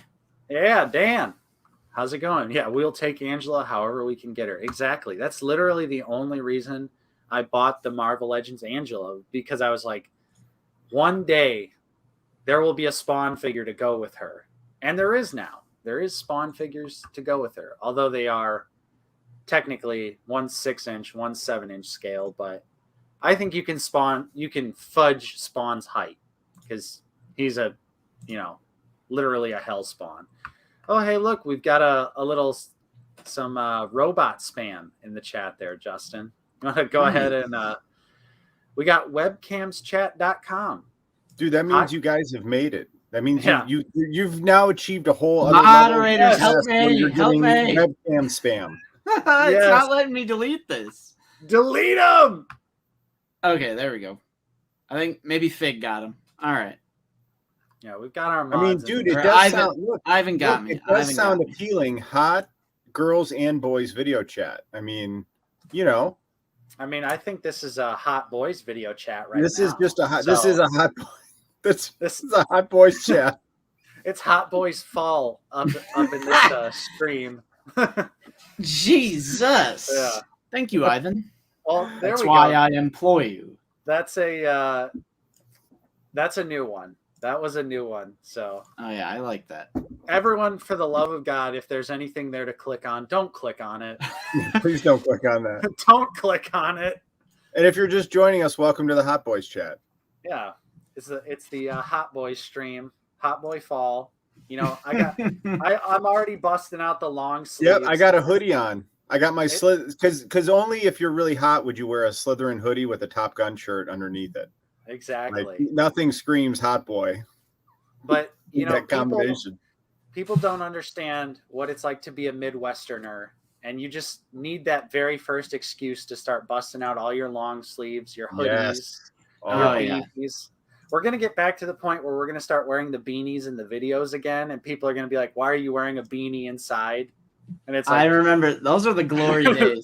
I'm just like, you just don't get it. You just don't get what it's like to be from the Midwest. Dude, it's like that first few days of crisp air. You know what I mean? Yeah. Where it's like it dropped into the 50s at night. The windows were open. You wake up, and then it's like that light blue sky with minimal clouds, and you just have that crisp air. It's just so good on your soul. Like I want to pour cider on my body.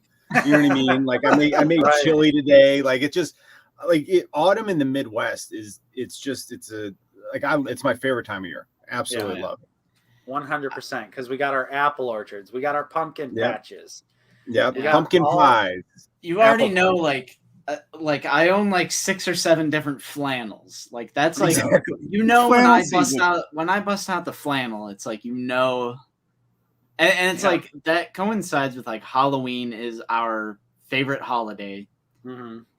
And it's just that whole like fall is my favorite season. I feel like I become a happier person around like Halloween time. My birthday is 3 days later. I'm having the best comeback of all time. Because last Halloween and birthday, I had COVID and I was stuck in my room. I am having the best Halloween / birthday. And I'm on the come up. I'm on the come up this year. We're blowing it out. All subscribers invited. The other important part of fall, though, is like the sweatshirt with shorts or long sleeve shirt with shorts. It's like that. You have to have that. I need a few weeks of that transitional. And there's some people that'll do jeans with a short sleeve shirt, but I feel weird like that. I'm shorts with like a long sleeve top. Like hoodie and shorts is perfect. I used to be jeans t-shirt, but now I've transitioned into hoodie shorts. See, you've grown as an individual. That's personal growth. Yeah, I think I just really got sick of my arms being cold over my legs. I really feel your legs are disposable. Yeah, your arms are just like you need. Well, your legs retain heat better than your upper body. I mean, you know what I mean? Your upper body needs more heat. And I think it's a cooler look. A hoodie with shorts looks cool, you know? Yeah. You're mysterious. Definitely. You're mysterious. Yeah. They're like, what's this guy's problem? His legs aren't very cold, but his arms and torso must be freezing because not only does he have a shirt on, he's got a hoodie on. Is he coming from somewhere or is he going somewhere?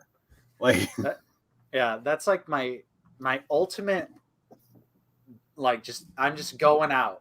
All right. Just Don needs a t-shirt check. All right. This is the full shirt. Just a nice, simple. Available at Meijer. Your local Meijer for $12. Another staple of the Midwest. Yep. We love our Meijer. Go to your local Meijer. We actually found a Target exclusive figure at a Meijer yesterday. That's true. Someone definitely did a little return switcheroo. And there was a Target exclusive figure at our local Meijer. Nico, what's up? Nice to see you, Nico. Hello. But yeah, man, that was a great tangent. That was a fantastic tangent. Excellent tangent. We love our Midwest fall. It just it hits different in the Midwest. Yeah. Got to get that apple. I already have got, a half gallon down of apple cider this season. Yep. And the pumpkin and apple donuts from the local it was the red bag. The local orchard. Yep. We have one by us as well. It's you got to go patron it right away. Yeah. But like ours is so, I don't know if yours is like this, dude. Our local apple orchard for some reason is like regionally famous. Oh, really? And they block the street that it's on off for the entire season because the traffic is so bad. Oh my gosh. From people coming from Illinois, Indiana, Michigan, southern parts of Indiana. Like, really? Because I live like literally. Here we go again. What is happening? Oh, dude, they're back. No. How do I block this damn user? It's not giving me an option to block. Someone help. Like, give me a break here. Spam. But maybe they're trying to make a point. There we go. We're only having a hot boys chat. Thank you guys. Thank you. Maybe we should be more inclusive, and this should be a hot boys and girls chat. Yeah. Well, we got to have some. If we got a few ladies in the chat, so we've got the hot girls in the chat. There we go. Hot girls are in the chat. Join our hot girls in the chat. Yeah. Don't click on that. But okay. Anyway. But yeah. I live right next to it. I live right down the road to it, and I will see cars stopped because it goes all the way down like our county line. That's crazy. Of people, and Nate is absolutely correct. Like, it's for some reason. Like, I've been there plenty of times in my life. It's apples grow trees. Apples grow trees. There'll be a little maze, corn maze, orchard, maybe a little scary haunted hayride. But people literally travel from like hundreds of miles away. People from different states, and like I'm like, what is so special about this apple orchard in particular? Right. I don't know. It's really bizarre. Amazing. But Lukeness, we have a cider mill that's right by us, and that's where we go to. But they, you go in there and they have ciders. They have cider slushy. I mean, there's like 8 different ways they have ciders: cider jam, cider peanut butter, whatever. And then we get our cider, and then they have like the best spiced donuts. Then it's just like you could eat like a whole bag of them, and you're just pouring cider down your throat eating. It's very healthy. I will say, like, the donuts and the cider from our local orchard are hot fire. I mean, they are very good. But I personally, and maybe it's because I've grown up with this orchard in my life always, but I would not drive an hour, 2 hours just to come to our apple orchard. Right. People even did that with the movie theater we used to work at, Nate. Like, people would travel far and wide. Maybe it's you guys. Potentially because which is weird because the city I live in is mainly residential. Like, we don't have like a Target. We don't have a Best Buy. We only have, Walmart, Meijer, GameStop, for Black Series, but more places than that. But like I said, no Target, no Best Buy. It's mainly a residential city, but we just randomly have attractions, I guess. It's weird. It was probably because we had a genuine IMAX screen. Right. That's probably why people traveled far and wide. Right. Because there's also an IMAX screen a few cities away, but it's fake IMAX. Yep. It's not fake ass IMAX. It's not the correct size. It's a little baby screen. Yep. It just has the IMAX name. But I have a bit of Black Series news for myself. I canceled a pre-order.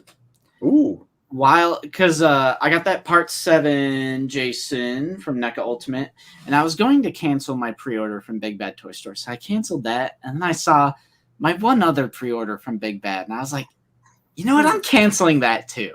Because I am going to find this figure in the wild. It is the Archive 501st Clone Trooper. I canceled that pre-order. Risky. And I am going to find it in stores. I feel like this is the Austin Powers. Like, I also like to live dangerously. Yes, sir. You have 20. I suggest you stay. I'll hit. Or no, it's 17. You're at 17. I have a feeling I'll be able to find. I've found every other archive wave. Now our cargo ships are allegedly stuck in the West Coast right now. Apparently, that's the reason why we have not had the Walmart exclusive Bad Batch figures. All of those pre-orders got pushed back, and they have not been found in any American stores at all. Probably where my Sentinel is. It's probably where your Sentinel is, because we were going to talk a little bit about your Sentinel. But I just feel like we're going to get a nice flood once that whole situation is done. And I've found every other recent archive figure, and they've the 501st is still in stock everywhere, and in stock to pre-order. That's just risky. Sleeping Collectibles. He's inspired me because interesting fact about Sleeping is that he does absolutely no pre-orders for anything, and he relies 100% on the wild. Insane. But I feel like I'm calling it right now. I'm going to easily find a 501st Trooper when they do show up in the U.S. All right. You should do like a vlog about it, like your journey, from canceling the pre-order to finding it. I'll probably find 2. Honestly, I'll probably have 2 more.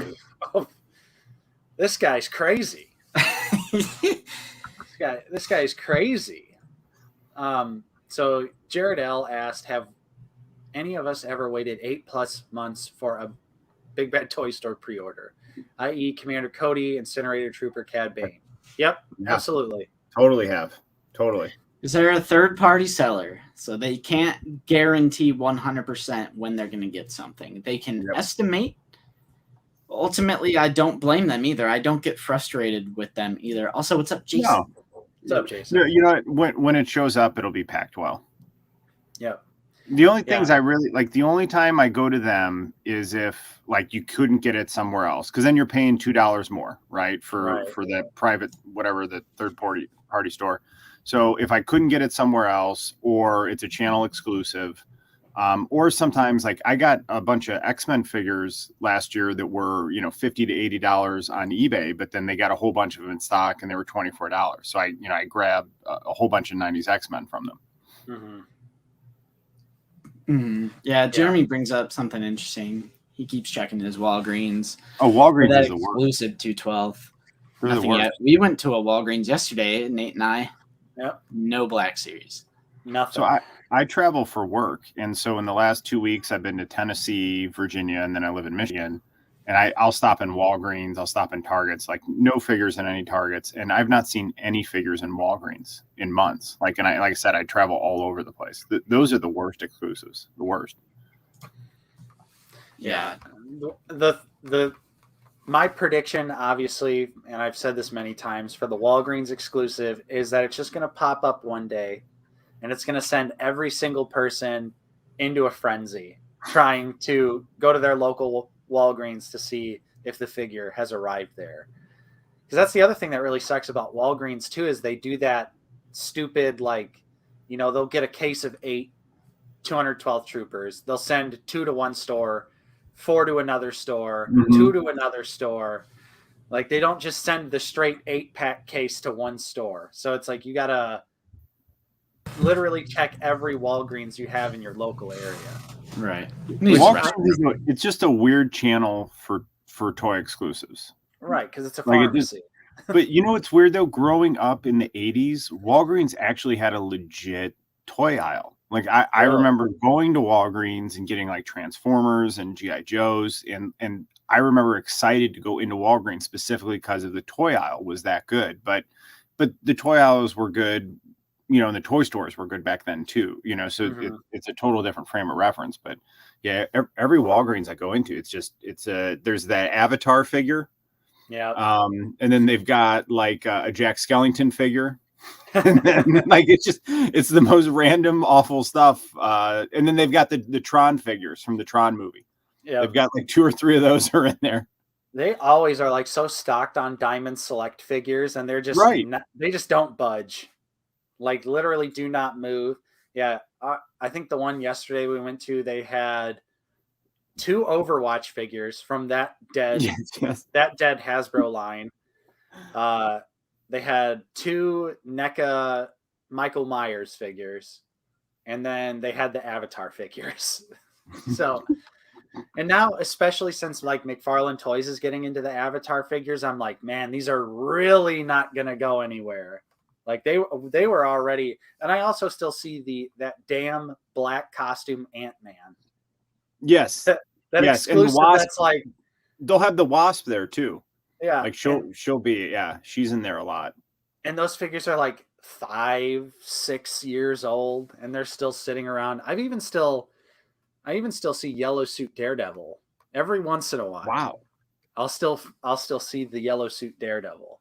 Yeah, man. Well, what an odd. You know, I understand the business purpose behind Target and Walmart and stuff like that, but what an odd choice to partner with Walgreens to do exclusive. Right. Especially because they never do pre-orders, and like clearly Walgreens' inventory system is also terrible. Right. So it's like you go in there, you ask an employee, they don't even have a way to look to like see if they are getting it, when they're getting it, what the item is. They're just like, what? You're like, oh, it's an exclusive figure to your store, and they're just like, what? They're like, there's a toy aisle in the back, sir. Yeah, and you're like, okay. And we have a full line of Avatar toys in the back, sir. I'm just gonna walk out of the store. I'm sorry to bug you. But yeah, the chat's saying, a couple of ours still have Finn, a couple of ours still have some Jyn Ursos too. So we don't see the 3PO Walgreens though. No 3PO Walgreens anymore. Even I feel like Emperor's Wrath Vader really finally cycled out of most Walgreenses.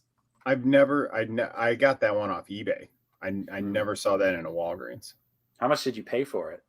I got it for like $20. Oh, okay, good. I was gonna say, I hope you got it close to retail because that figure sat forever. But then it got really expensive. Oh, it's expensive now?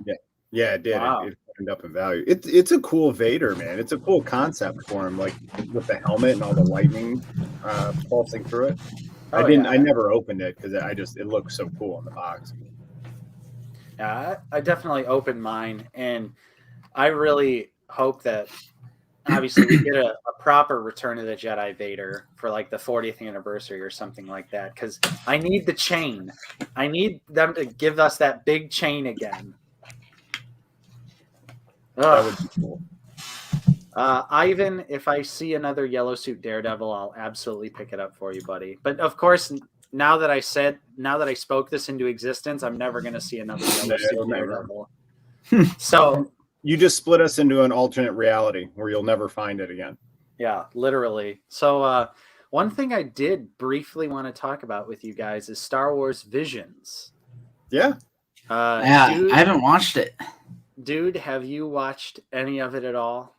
I have watched, I think, 7 of the 9 episodes. Okay, 7 of 9. Quick Star Trek reference. Little Star Trek reference, yeah. Star Trek reference. what are your thoughts so far? I've only watched the first 2 episodes, so I want to know, what are your thoughts? How are you feeling, dude? I think I'm not real into anime, so like I don't have like I guess a frame of reference for it. Mhm. I think it's visually stunning. I think it's very interesting conceptually. And to me, it's like it's just a fun watch. So I'm not like into it, like I'm not super serious. I don't know that I'm gonna watch.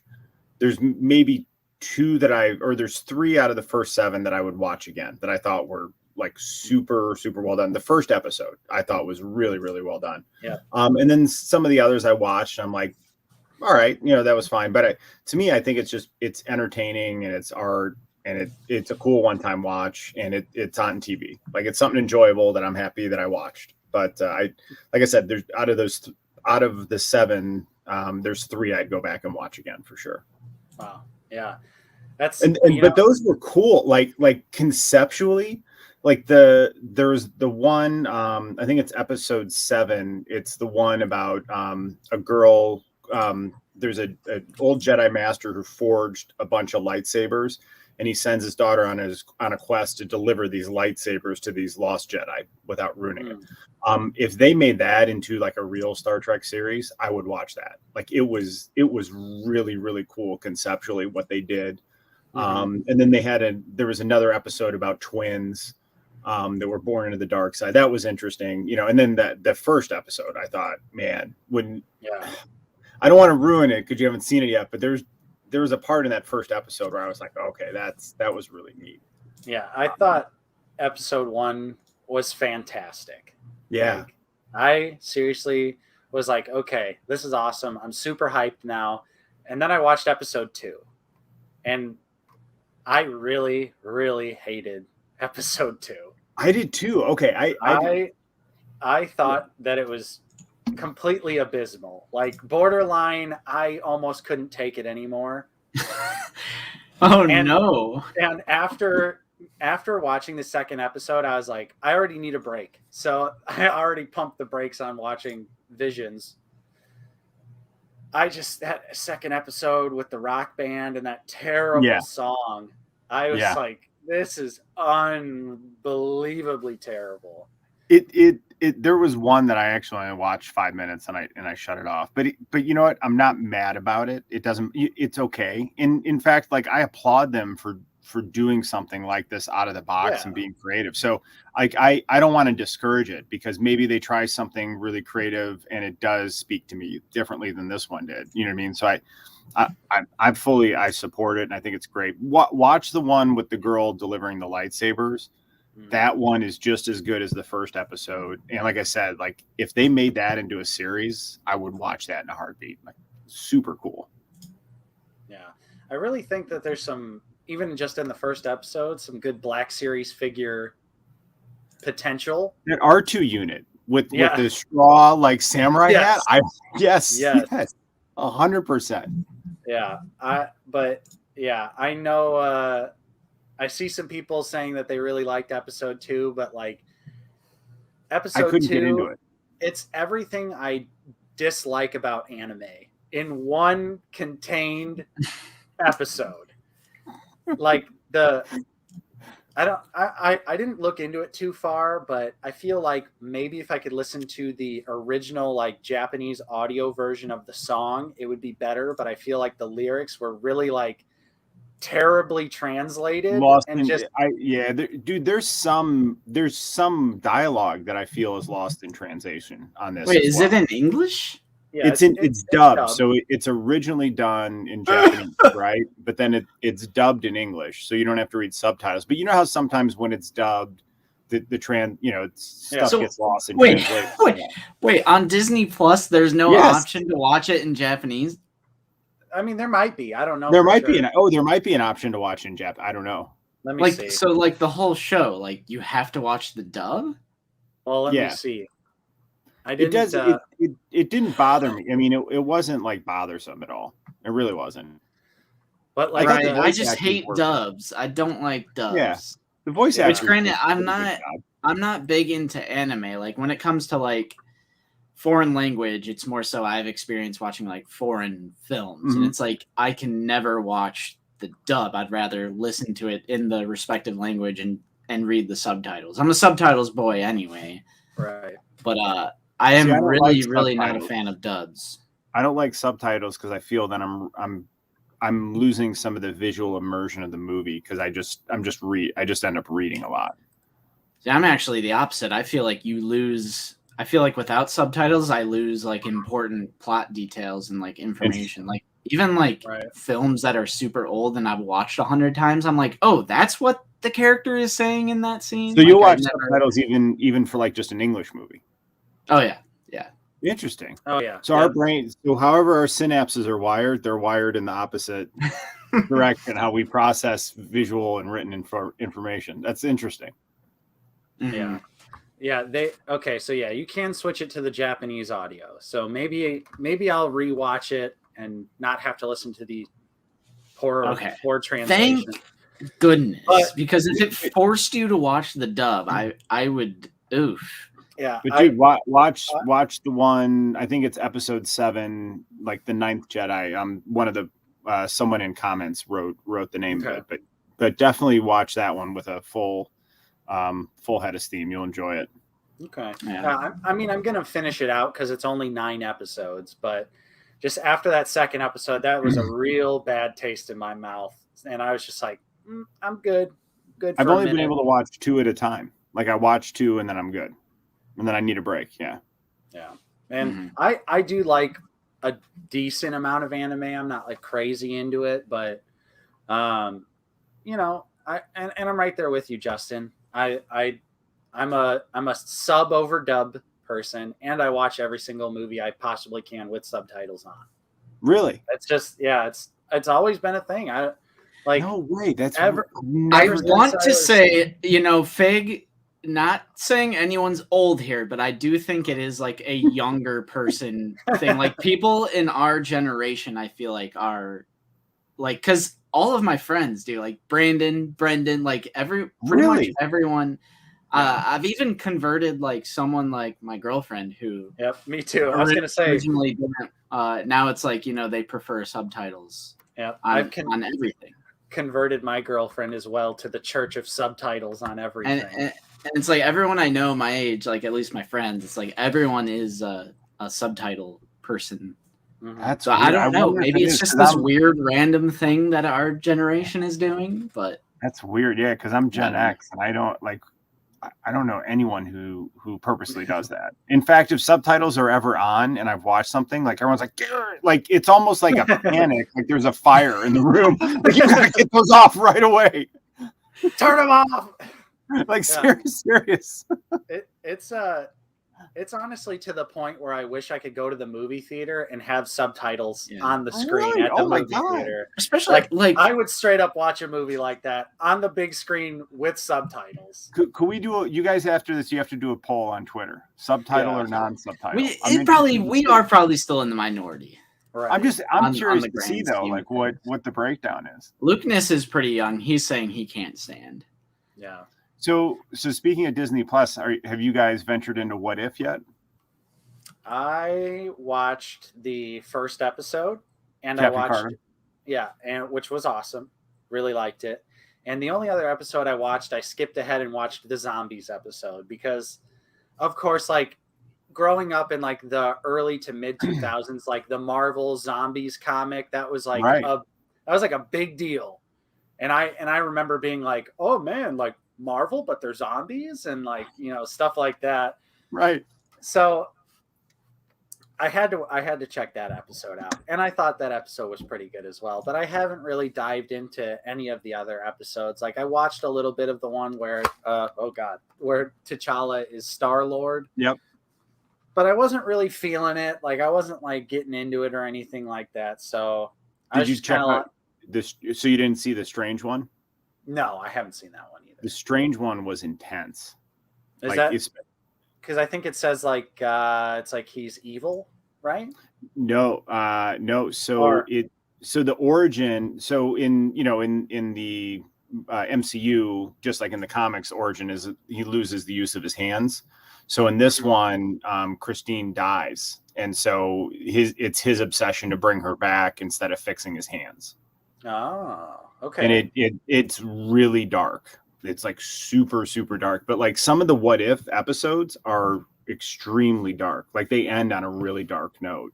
It's really, really, I would say, probably some of the more deliberate and like intense storytelling that I think it's my favorite Marvel series that's been on Disney Plus so far. Nice. Yeah, I mean, I actually enjoyed those 2 episodes. I was going to ask you, do you think they're going to potentially use any of that stuff to like go mainline? Because I feel like I hear a lot of people. I feel like I hear a lot of people like saying that. I think you could. So think about this. You could do, because everything's technically canon because it's multiverse, right? So you have your main MCU timeline, but then now you have everything counts, right? So if there's a character that's super popular, they could just pull it right into the main, right? And then see what we like, what we don't like. And if they do something and it's not it's just one episode, you know what I mean? So I think they totally could, but I actually think this is building to like I would say like a multiverse Avengers team that'll be led by Captain Carter. And then they're going to pull like Doctor Strange, the dark Doctor Strange, and then all these other heroes from this timeline and build like this multiverse Avengers team for the second half. Like the Watcher's going to assemble them and build a multiverse Avengers team. Nice. I mean, that would definitely be cool. Yeah, Justin's going to sleep. Really? It's good, man. Marvel. Yeah, Justin. He's completely checked out of Marvel, which is fine. There's nothing. That is not true, man. I saw original Sam Raimi Spider-Man villains in this new trailer, and I'm hyped on that. But I mean, like, I'm afraid that they're going to be in it for 5 seconds. Right. But I mean, you haven't watched any of the shows. You've only seen Black Widow outside of. Dude, you got to try What If. Seriously, give What If a try. Did you say I've only seen Black Widow? I said after Endgame. Okay. Yeah, it's probably true. I think it all started with Spider-Man Homecoming and then Doctor Strange back to back, which were 2 that I really, really disliked. That was painful. I kind of just checked out after that. Dormammu. I did love Infinity War and Endgame though, but to me, like Endgame, because I used to be a huge MCU fan. I used to passionately love Marvel and the MCU. And to me, it's like after the Avengers and stuff came out, it's like even like Civil War was essentially like an Avengers film in the sense that it has everyone together in a story. Then like the solo movies felt so like low stake and just like I got nothing out of like the solo movies after that. Like Ant-Man and the Wasp, Doctor Strange, Spider-Man Homecoming. I actually never saw Thor Ragnarok, although a lot of people say they love that one. Oh, dude, Ragnarok's good. That's arguably the best MCU movie is Thor Ragnarok. You know me, Justin. I'm pretty much right there with you, except for I still continue to pretty much watch everything, even though I'm like, God, that sucked. But to me, like, especially like Endgame, to me, it's like, okay, it's over. Like, this is the end. This is the climax of what we've been building to since 2008. And I just feel like it was just the same movie over and over again with just different. Oh, they are. They are. Dude, do you guys ever watch Screen Crush on YouTube? He'll show you like he'll show you the movie, like literally break down the movies, like they're exactly the same except for there's one scene that's different, you know. But I think if you like Marvel comics, I think What If is more in line with the comics, because I'm with like I love Doctor Strange comics, but the Doctor Strange movie was all right, you know, wasn't great, but Doctor Strange and What If I thought was fantastic. Nice. Yeah, JP, you bring up something interesting because one of the first videos on our channel that like got blew up like a larger amount of views was actually a Spider-Man Homecoming review where we poop all over the movie because I really, really dislike Homecoming. Well, I think Tom Holland is a good Spider-Man. Yeah, he is. I do as well. In ensemble movies. So when he's in Civil War, yes, I liked Tom Holland as Spider-Man. When he's in Avengers, yes, I like him. When he's in his own movies, can't stand him. He feels like a completely different character because, I mean, he pretty much is. He's being written by someone entirely different. And I just don't like how they've changed like what Spider-Man's all about, where, you know, instead of the great power, great responsibility thing, you know, most of the time needs to be bailed out. Right. Iron Man's just bailing him out, whether it's giving With him gadgets. a super high-tech suit or literally saving him, like the boat scene where the boat's about to, you know, split in half and they're doing like the Spider-Man 2 reference. It's like, that's what really bugs me about this current version of Spider-Man is he is yet to understand the great power, great responsibility shtick, which I feel like is a core element of Spider-Man as a character. You cannot change that. Well, and then Quentin Beck is like a mentor character. And then even as we see in this trailer, I feel like it's going to be a Doctor Strange and Spider-Man go on adventures. Like it can't just be like a Spider-Man movie anymore. I feel like, and there's no fight. How about a Spider-Man movie fight in New York? How about just a Spider-Man movie in New York where he's just your friendly neighborhood Spider-Man? And right? Another great point. Because Far From Home, I thought was a fun movie, but like, why? Like, I wanted it just a Spidey in New York, you know? Yeah. I feel like they've yet to deliver on that classic Peter Parker Spider-Man. Right. And it's not epic. Like, it's just not. Okay, even though everyone hates Spider-Man 3, but I always think of the scene where the crane crashes into the building and there's that epic shot of Spider-Man saving Gwen where he webs the rock and then he like pushes off of it to like go faster and save her. Like there's no epic webhead action. And I feel weird saying that because I love minimal action, not big explosion, goopy globby.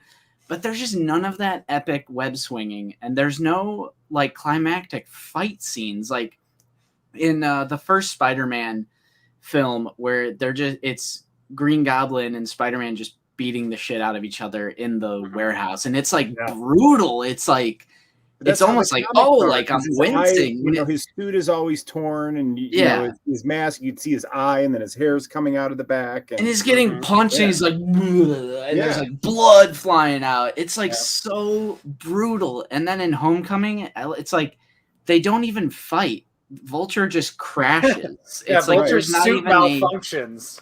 There's not like an actual fight scene, which I guess that makes sense because if Peter Parker were to punch Vulture, he would die because it's just a mech suit. He doesn't have like superpowers, which is like a thing in like Spider-Man 2. Like when he punches Doc Ock, he should be like dead.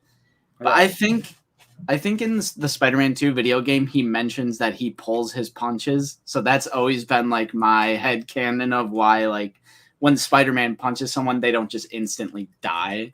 Right. He doesn't just because he's pulling his punches, right? Not using maximum. But I was heartbroken, man, by just the recent iteration of Spider-Man, and there's no, and it's like cringy humor. Like I'll never forget the scene where the friend was his name Ned. Ned, yeah. Okay, he's like in the dark room or whatever. The teacher comes and he was like, I was looking up porn, and it's like this just really cringy, which there's cheesy dialogue in the Raimi films as well, but it just works with Sam Raimi as a director. It just fits the tone more. I can't stand the MCU comedy that also plagued the sequel trilogy as well. Like I just feel like every epic moment is like undercut by a really cringy joke. Which is that's my synopsis. That's my MCU tangent. Yeah. I used to be a big fan though. Yeah, I definitely think that Spider-Man is the thing that like needs some serious work to just rectify how the character is at this point. Even though I think we're in the minority and most people enjoy the movies and they enjoy Tom Holland as Spider-Man. In those movies as well as when he's in the ensemble cast movies. But yeah, I enjoy Tom Holland and I've enjoyed the movies, but they're not, I put them, you know, in the bottom half of the Marvel movies. Yeah. Because at the same time, I remember loving Spider-Man in Civil War. Right. Like, yeah, he was perfect in Civil War. I feel like, I like that scene, the airport scene in Civil War, and I think it shows like his powers really nicely. Like when he catches the Winter Soldier's punch. Right. That was such an epic scene, and like he's easily handling Bucky and the Falcon. And we're forgetting about one of the most abysmal parts about Peter Parker is his constant. You remember that really old movie? Right. Peter Parker knows what The Empire Strikes Back is. I don't care who you are. Like, you remember that really old? Like, come on, that is totally like older people writing Spider-Man's dialogue, and those older people think that younger generations don't know what Star Wars is. Or Aliens. Or Aliens. It makes the same kind of joke in Infinity War. Right. And here's the perfect example. Okay, I'm 28. So obviously Star Wars and Alien and Aliens came out before I was even born. Yet, when literally I was in elementary school, I was watching Star Wars. I was watching Aliens. Like, I knew what these movies were. And it's just so embarrassing that, like, they write the dialogue of Peter to where he's like, oh, the really old movie Aliens, you ever heard of it? To me, that's effortless comedy writing, right? Like, that's low hanging. It's super obvious and easy to make jokes like that instead of actually having something that's a little more thought out. Yeah, and they get a nice chuckle out of like the older people in the audience that go, yeah, kids don't know anything these days. And I'm just like, oh, God, like, I don't know. I really don't like those specific instances of dialogue. I can't stand it. I can't stand it at all. Well, and then the other one where it's like, I have a package here for Tony Stank, and it just like makes me sink into my seat, and I'm like, oh no. Yeah, poor Stan. Tony Stank. Yeah, and yes, David Edge, I did not like the Hux Poe and Your Mama jokes. I'm sorry that doesn't belong in Star Wars. No. Yeah. No yo mama jokes in in Star Wars. Those aren't allowed. I hate comedy. Even though there's just plenty of cheesy comedy in the Raimi trilogy, but like I said, but there's funny moments in the original Star Wars trilogy. But they're done in the context of the film, in the context of the characters. Like, the characters were written to have moments like that where their personality made them funny, right? Like 3PO. Totally different than like the forced proverbial somebody's old joke. You know what I mean? Like, yeah, it's a big difference. Yeah. Like, there's a huge difference between Leia running down the hallway chasing Han yelling, "I'm not a committee," right? Like that is funny because of the moment and because of her personality, right? And it fixed it. Like, that's a really funny scene. I love that. But especially when you guys get married and you just realize the stuff you fight about with your spouse, just doing stuff like that. So, but yeah, man, I'm with you guys. Yeah. And there's our it's our after 2 hours talking about MCU time. Where we just go off the rails. But yeah, Stone Cold Killer brings up a great point. Super nerd who doesn't know Star Wars. Right. Yeah. Oh, a perfect example of like what I'm talking about here and like what I mean, like what I truly mean is The Winter Soldier, which is an amazing film. I love The Winter Soldier so much, even though I'm not into the MCU anymore, I'll still pop it on. I don't care if it's the second in a trilogy or in the middle of the story as a whole. I can turn on Winter Soldier because it does genre blending really well, and it fits the tone of the film where it's like, oh my God, millions of people are about to die, and we're not cracking jokes. Right. When millions of people are about to die by Hydra, and it's like targeting like all of these people across the world, like super high stakes, right? Right. And they're not like, huh.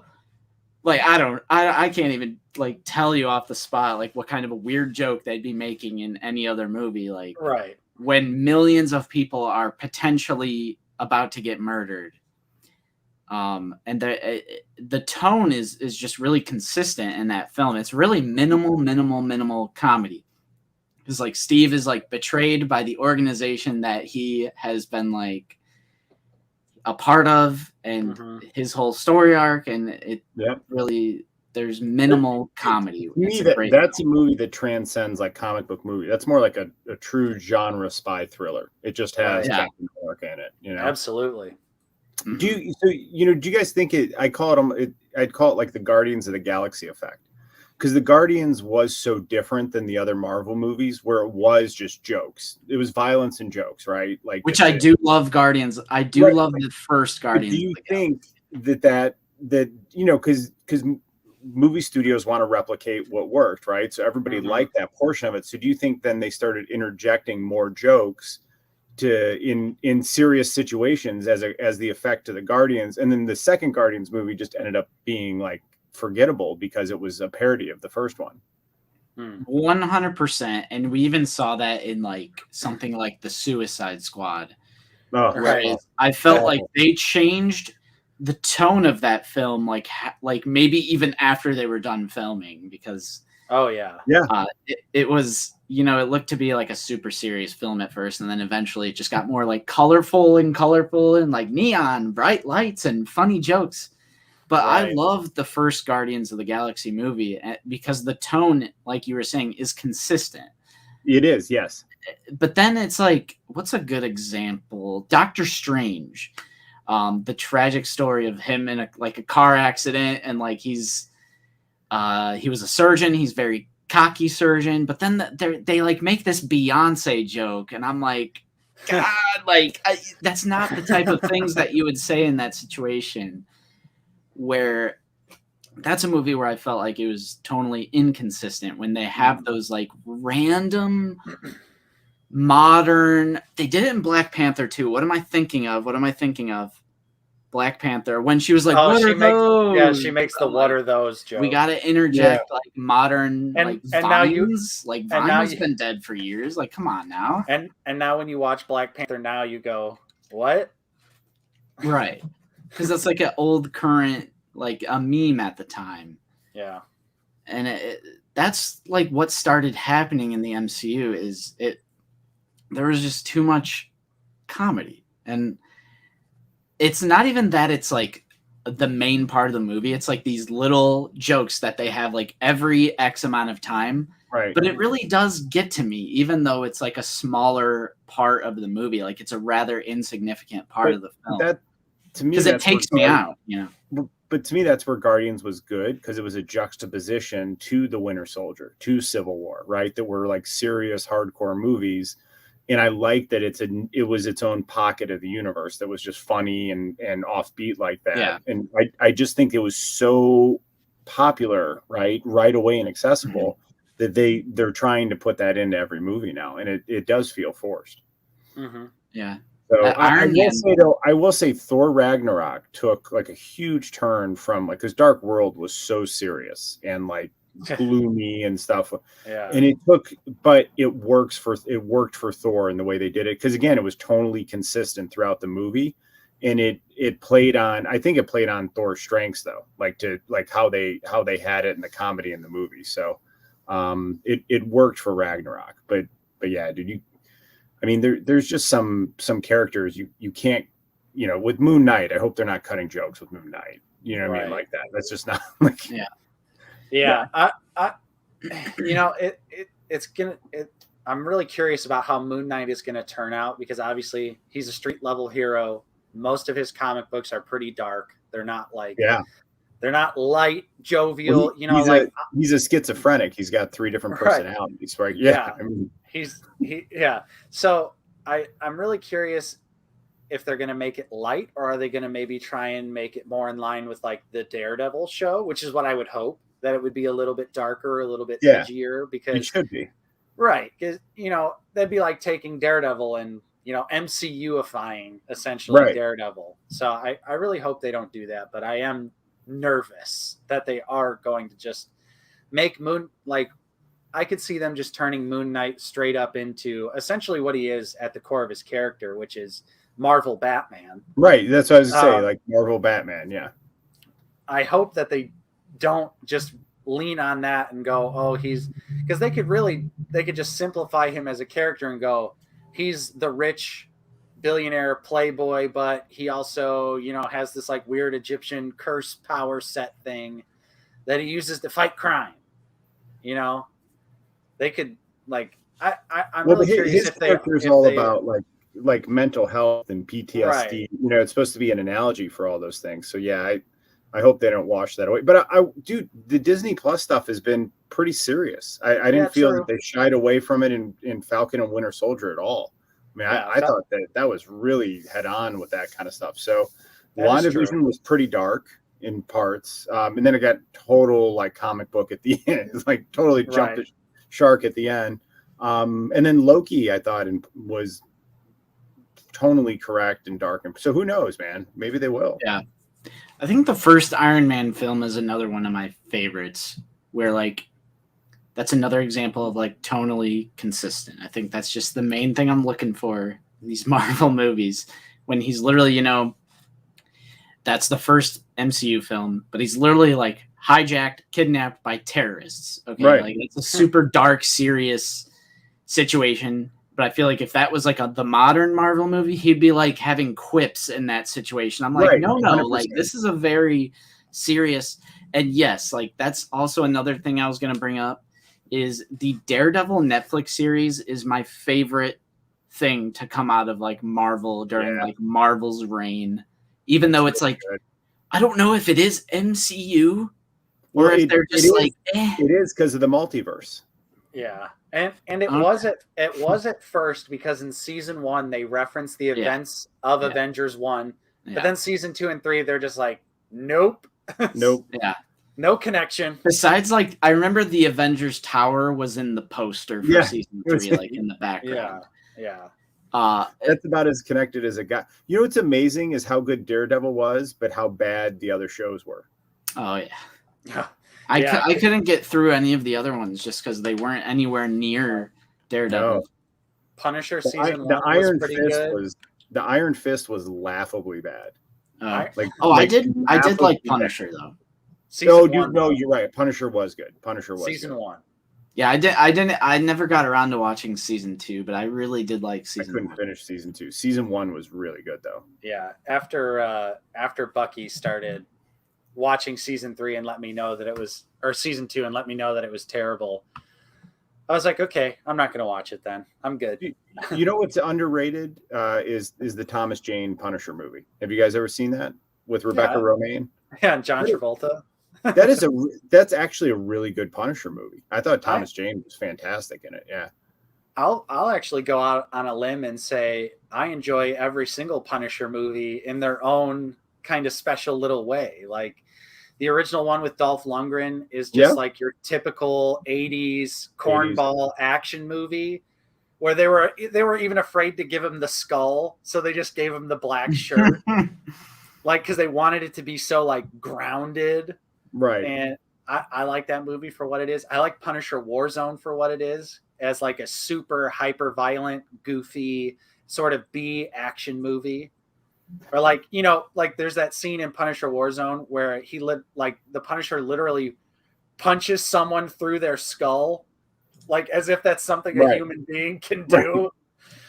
And I'm just like, I love goofy off the wall stuff like that. So like, I feel like and that moves into like John Bernthal too. I feel like everyone who's played the Punisher so far has done a good job in their own sort of different kind of way with like, I think the Thomas Jane movie is pretty serious and pretty good.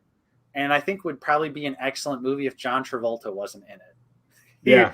Because he really hams it up big time. And you're like, everyone else is pretty serious in the movie.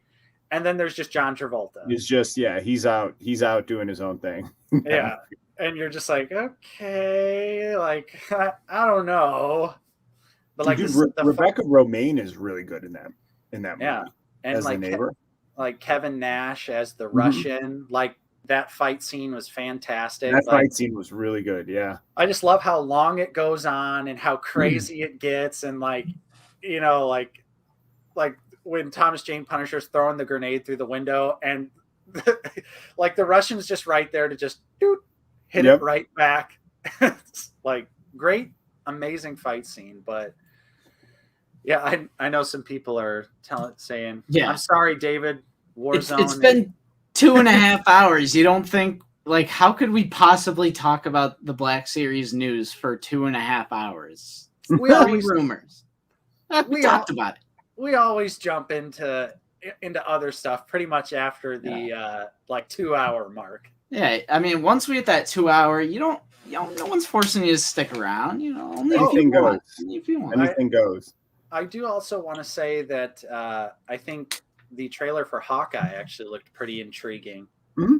And I like that they're doing the whole Kate Bishop, like modern Hawkeye storyline that was from like the early 2010s with like the dog and stuff. I like that they're going to bring in some of that, because that was like the first Hawkeye comic I ever read was that like 2010s run. So I was like, oh, this is good. Cool. Yeah, this is cool. Can't wait. It looks like Die Hard. Like Christmas, like him jumping out the window. I'm down with that. That looks fun. Yeah, and I kind of hope that they like do kind of give us a like why he turned into Ronin, and like what why he switched from Hawkeye to being Ronin for a while, and like I'm curious to see how that's going to play out. Mm-hmm. But I forgot. Let's see. Yeah, Richard Truxell brings up the 80s Captain America with Red Skull. The 1990 movie. I don't mind that movie. I've seen it. I actually have watched the 1990 Captain America. Didn't hate it. I thought people said it was unwatchable, but I was quite entertained. But yeah, sorry, Apollo Abe. They'll be back once we're talking Star Wars again. Star Wars. Norsky brings up a great point. I agree, it looks good despite Jeremy Renner, who's a horrible person. Jeremy Renner is also a real life cringe lord too, with like really? that. He like tried to make his own social media app. Oh yeah, and it was just a colossal failure. And it was like one of those things where he's like, "I'll talk to you, and if you give me X amount of money a month, I'll do video chats with you," and blah blah blah. And it just completely failed, and it was like a big time scam. That's weird. Oh my god. Yeah, it was like he's a real life cringe lord. So yeah, and his music career is freaking abysmal. Have you ever heard Jeremy Renner's music, dude? No, I didn't know he had his own music. It is like Imagine Dragons crossed with country music. I had no idea all this was going on. Dude, it is the most painful, like 3-minute song you could ever hear. Yeah, Norsky, I have seen the Danny Gonzalez Drew Gooden video. That's a fantastic video about Jeremy Renner's personal life and how cringy he is. And Ivan brings up another great point. He did also threaten to commit unalive to his wife. Oh, wow. All right. Yeah. So these are all real things. This is all documented stuff you could look into. JP the Death Trooper is asking, what do we think about the new Matrix? Dude? Ooh. The trailer just looked like it was like, hey, remember why you liked the first Matrix movie? Which maybe that's smart just to get everyone, peaked and back in, but I'm 100% going to go see it because it's a Matrix movie. So right. I think I've learned just with stuff like this, like the only expectation I have is I hope I'm just entertained for 2.5 hours. That's it. And then if it's amazing, then that's even better. But I'm excited, dude. I mean, when the Matrix came out was 99. It was my senior year of college. And I remember we all went and saw it and we were just like, holy, you know what I mean? Like because there was nothing like that to that level. And when that came out, it was something totally different. And we left there and we were just speechless after seeing that movie. And then it was like, all there was the Matrix, like after that for like a year. I mean, it was such a huge phenomenon when it came out. I'm excited. Yeah. So are you a runner or an agent? What are you, dude? When you were at the like, what is that video where it's like people at the premiere and they're like, oh, and it's all the Justin people Ricker, in character. yeah. We were just a bunch of guys who went over and saw it in college. You're telling me, dude, you didn't dress up in the black trench coat with the big boots? No, dude, that was the other thing. It started like this whole trench coat trend and weird. Yeah, there's some weird stuff that came after that. But the ultimate thing we all wanted was just that flip phone where you just click it and it flips out like that. Yeah. As the Matrix honestly had like a profound effect on me as a little kid. Like seeing the first movie in 4th grade, I wanted nothing else than to be Neo in real life, to the point where my mom let me dye my hair black. I had the official Neo sunglasses that I would wear everywhere. And then she also made me like a trench coat costume that I could wear to look like Neo. I was obsessed. I was hopelessly obsessed with the Matrix. But yeah, I really love the first Matrix. I think the first one is genuinely an amazing movie. The second one is a pretty good action movie, and then the third one is just off the rails. Not very good. Yeah. Justin, what do you think about the new Matrix trailer? Are you excited? You see, I really only love the first one. I haven't seen the other ones in a super long time, so that might change with the rewatch. But I mean, it looks good, but I'm just like, I'm kind of indifferent to it. I'm not super hyped on it or anything. I'm more hyped for Dune by Denis Villeneuve, if that's how you pronounce his last name. Norsky got to see Dune. He's a bastard. Yeah, I saw his Letterboxd review. Later, Luke. Later, Lucas. And what's up, Clone Command? Hey. Hello. David Edge is asking about Predator 5. After the last Predator movie, you cannot pay me to watch another Predator film. Get to the choppers. I mean, there's only been one good Predator film, and that's the first one. I disagree. Thank you, dude. That's an infamous disagreement between Nate and I. Although I haven't seen Predator 2 in a while. I like and I mean, like, when I say good film, I mean like a good, like that's a good movie. Like the others are entertaining or watchable, but nothing is like the first Predator. I think 2 has some merit as a genuinely good movie, but yeah, I mean, Predators is totally your B sci-fi schlock fest. Yeah, I still like Predators. That is just awesome to watch. Yeah, it was a fun movie. Yeah, you just see Adrian Brody acting like a tough guy for some reason, and he's talking like Batman. Yeah, he's like, right. I gotta get off this planet. And you're like, what? You don't sound like that, Adrian. What are you doing? But the original Predator like has layers to it. Like I feel like there's some analysis that you can do with the first Predator, and I just love the genre blend of like macho. Like you think it's a macho military, like the shot of just the here's Geek Strong. There you go. Right. Here's your screen cap. But and then it just morphs into this like slasher horror film. I think it's great. I love the OG Predator. Oh yeah, easily one of the movies I've seen the most in my life. So that was it's a classic. Movie. If it's on, I'll watch it too. If it's on, I'll yeah, of course I'm gonna watch it. At any point in the movie, if it's on, you can just sit down and I'm good to watch this. Yeah. I ain't got time to bleed. Yeah, there's so many good one-liners. Yeah. Oh, yeah. But a bunch of really the Shane Black jokes with his wife that I'm not going to repeat on stream because this is a Oh yeah. And of course Shane Black would go on to direct Iron Man. Iron Man 3, The Nice Guys, and one of the worst films I think I've ever seen in a movie theater. Is it called The Predator? Yeah, The Predator. Horrible film. That was bad. Yep, that movie was painful to get through. you would think a Predator movie wouldn't be hard to make, and just to make like something that's good, Right. just baseline good and enjoyable. Yeah.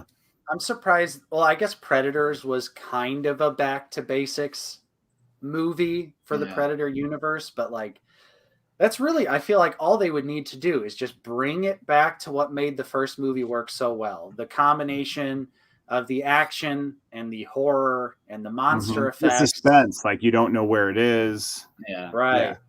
Instead, now it's Predator versus Predator, and the Predators continually have to get bigger each movie. Like, oh, remember in the last movie, there's the Berserker Predator, and he was 2 feet taller than a normal Predator, and now there's the Super Predator, and he's 6 feet taller than a normal Predator, and you're just like, this is all we got is the Predator gets bigger. The Predator gets bigger. It's just thoughtless. It's thoughtless. Yeah, it's very low effort, and especially because I feel like everyone thought like, oh, Shane Black, he's writing and directing this new movie. It's probably going to be decent, and then it turns out it's the worst one. So yeah. Whew. Oof. I just remember the kid like trick-or-treating with the Predator mask on, and it like uses the shoulder cannon to blow up the house. And like, ugh. And doesn't he like blow up his bullies too, or like shoots them in the head? Yeah, with the Predator technology, something like that. Yeah. Jeez. And it also plays on that stereotype of like a kid with autism, it like has like superhuman abilities, and he can crack the Predator language, and he's the only person on Earth that can crack the Predator code, and he can read it, and it's just like that's such a tired, like almost like borderline offensive trope of like playing like at that with people who suffer from autism. Yeah. But that's our Predator rant there. So you didn't know you were getting a Predator rant when you tuned in today. Yeah. Now we'll transition into our spicy Predator take or spicy Terminator takes coming next. Yeah. Terminator 1 is superior. Yep. Anyway, so dude, do you have anything planned for your channel that people should be looking out for coming up, perhaps? I have, we got 3 Men and a Monkey Lizard next Saturday. So we are going to do a draft, and it's going to be top 5 draft for what if figures. So any character that was in or on the show is eligible for that. So we'll have that. And then we do Night Owls Saturday night at like 10:30 or 11. So we hang out. And then actually this weekend I filmed a Casca verse Bo-Katan video, which is really just not a versus video, but it's look how similar these two figures are. Mm-hmm. And then I did a Lando pageant video comparing my 4 Landos. I was going to call it the Colt 45 Bowl. And then I finally built my Captain America Build-A-Wing set. So nice. I finally unboxed those and did that. The wings are actually really cool, but would have preferred it was a Build-A-Figure, and the wings actually came with Cap. And in approximately a year or two from now, they will release Falcon with the wings attached. 100%. Just like they did with Vulture. $39. They've done it once. They'll do it again. And everyone who had to suffer and buy all those undesirable figures are going to... Giant Man, right? Yeah, they did it with Giant Man. Giant Man, yeah. It's to the point where the figures that came with the Giant Man pieces are more valuable than Giant Man himself, which is usually something that you rarely see. Mm-hmm. Like great the throwaway comic book Red Guardian figure. No one cared about that back in the day, but now that figure is worth way more than if you just wanted to buy the entire Giant Man Build-A-Figure. Mm-hmm. The Red Guardian is insane. Yeah, that comic book Red Guardian is like I need to dig that out. $70. I need to dig that out. Now that's some Rancor money, Justin. That's some Rancor money. But dude, I've been trying to find my Marvel Legends because I have like Pizza Spider-Man, Venom, and Black Suit Spider-Man. Like those are 3 Marvel Legends that I'm like, I want to dig those out and display them because it's like it's Pizza Spider-Man, great figure. Yeah. But I can't find them. I don't know where they are. I recently just found my Pizza Spider-Man and Black Costume Spider-Man when I was digging out Angela. Nice. I was like, oh, because the other day I was looking at my Spider-Man display and I was thinking in my head, I was like, where the hell is my pizza Spider-Man and my black costume Spider-Man? Right. But I found him, so I was like, whew, I'm glad I have them. I'm glad I still have them. They're around here somewhere. Yeah. Great figures, but as far as us here at Out of the Basement, we do have a new vlog coming. I might be able to edit that today. So we have a new vlog coming. Mm-hmm. I know Nate's going to do the Maul and Ahsoka TVC review. I feel like there was one other Black Series that you have coming. Churret right? At some point. So I got charged for Churret from Dorkside, but has not shipped yet. So I have all those from, I got Churret and what was the other one? There was another one I have. Bays? Yeah, maybe it was Bays. Yeah, I don't. But yeah, I got charged like a week or two ago for a Churret, but he hasn't shipped yet. So I don't know what's going on with that. They're they're charging you because they thought about shipping them. Yeah. We're considering shipping this figure. Yeah. So we're going to take your money now. Yeah, David, everyone clowned on me when I said I was selling those sequel trilogy characters. I actually made over $200 selling those 12 sequel trilogy characters, 12, 13 maybe. I don't remember. That's not bad. I had to dip into it for the NECA Part 7, but I feel good on Rancor. It'll probably be like anywhere between 300 and 400, I'm guessing. So I'm feeling good on the Rancor. I'm feeling good.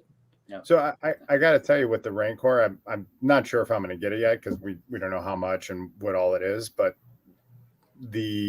I'm really less apt to do it early after my Sentinel experience. So I'll probably do what I think Josh Wallen, Captain America on Twitter, did. Is he ordered in the last hour before it was up. Yeah. So. Yeah. Did you go in on Galactus too, dude? I did get Galactus, yeah. Okay. Yep. I think I was in I was somewhere around like 1,200 for Galactus, and then I was in the 700s for the Sentinel. So I ordered in the first 10 minutes the Sentinel was up, and I still don't even have like a shipping notification. Ooh. Yeah. So Hasbro finally got back to me, I think 2 days ago after 3 days. I finally sent them an email after 3 days of waiting, and they're like, yep, we don't have any information for you, was their response. They're gonna have you seen that like meme going around where it's like the packaging update and it says package fell into ocean? Yeah. that's what they're gonna hit you with. Gonna be like, well, your Sentinel's at the bottom of the Pacific, so yeah. So consider it delivered. Yeah. Did you just get one or did you go for two? I just got one. Okay. I just got one. Yeah. I mean, I think of course it's going to be worth the wait. What's up, Dave? Nice to see you. I'm excited for it. It's just one of those things where I think if you order in the first 10 minutes, like they should take care of like the early orders first. You know what I mean? Absolutely. And it's hard when you see like there's some dudes that ordered multiple Sentinels and they're getting like 5. You know what I mean? Like you see pictures of people having multiple Sentinels and it's like, well, how come you can't just send me my one? But, I get that there's shipping things going on now and there's stuff out of everyone's control and I totally get it. But send me an email saying, hey, yours is going to be out for another 6 weeks. Right. And then, okay, I get it. Like it's just the luck of the draw and that's fine. Yeah. It's just the simple fact of. The thing that chapped my hide though was every big YouTube channel got theirs like within the first 3 days. So it's magical how that happened. Every single large YouTube channel got theirs magically right at like first day available. So that is true. Yep. That is We're looking at you, Robo. Yeah. But I also liked how people totally overblew the knee situation with the Sentinel. Where like, did you see the video of the guy and he's like trying to pose the Sentinel, but he's trying to pose it on a couch? Right. And you're like, okay, try and pose any action figure on a couch and see if it stands up. I just saw it. That was like the main GIF I saw going on around Twitter. And I didn't say anything because like I have no bark in this fight or I have no dog in this fight. No dog, yeah. Okay. Because I don't have anything to do with it. But the guy was trying to pose it on a soft, poofy couch and it was falling over. I'm like, really? That's like the main example that we're going to use with this problem, which it is a problem, but apparently it's an easy fix. Yeah. Well, but I also think if you're doing a HasLab and it's $350 and it's not a mass market item, it's literally built to order, right? Yeah. So there should not be issues with a $350 figure. Right. I think the main thing outside of, like, obviously the Sentinel leg fix, you just tighten the screw, but why on earth didn't they use ratchet joints? Right. For such a huge figure. The fingers have ratchet joints, but the knees don't. Like, because even if you tighten it, isn't that it's going to loosen over time? So the more you pose it and everything like that, eventually the screw will re-loosen, which is an issue. But you might strip the screw over time too, just retightening it all that time. True. But it's just like, it's the principality of it. You just shouldn't have. And the massive mistake of not using ratchet joints for a figure that probably weighs like 15 pounds or something like that. So, 2 IG-11s, Woodrow? Do you mean K2? I don't know. I don't know. He saw your K2 video and was inspired to order IG-11s. Yeah. Well, I mean, I do have an IG-11 video, but that's from years ago. So, unless you were digging in the catalog, but and then Lord Vader, are you talking about the new Bad Batch one? Because people are already getting it. Yeah, people in Canada have been getting it, but our ports are backed up here in the United States on the West Coast. This is allegedly the reason why nobody in the US has it unless they purchased it third party. And I think I can say that beyond a reasonable doubt. Nobody in the United States of America has this figure directly from Walmart. Oh, right. Or has found it in a Walmart store. Right, because people like Mike Case have it, but I'm sure he got it from Papa or something like that. Right, yeah. Okay, Woodrow said, K2. Yeah, well, thank you for watching the video. I love this K2 figure. It's a lot of fun. I'm got it in my hand right now. So it is right on standby. So. And David Edge is asking, do you think there will be any problems with Rancor? No, because it's hunched over. So I don't think it's going to have standing problems like the Sentinel does. Because I don't know. It's shorter, it's hunched over. I just feel like Sentinel's like a tall figure, so I think that's more prone to an issue. Right. Like that. And I honestly don't know how much leg articulation they'll really include with the Rancor. Right. Right. Like, I kind of don't think it'll have articulated knees. I don't know. Yeah, I don't know. I don't know what to expect. It's such a weird launch, isn't it? Teasing it and then announcing it and then not really announcing it, and then we'll tell you in a month, or just right. It's very it's very unusual. But they slipped it up. Right. Which it all started with Patrick slipping it up. Which was clearly a mistake.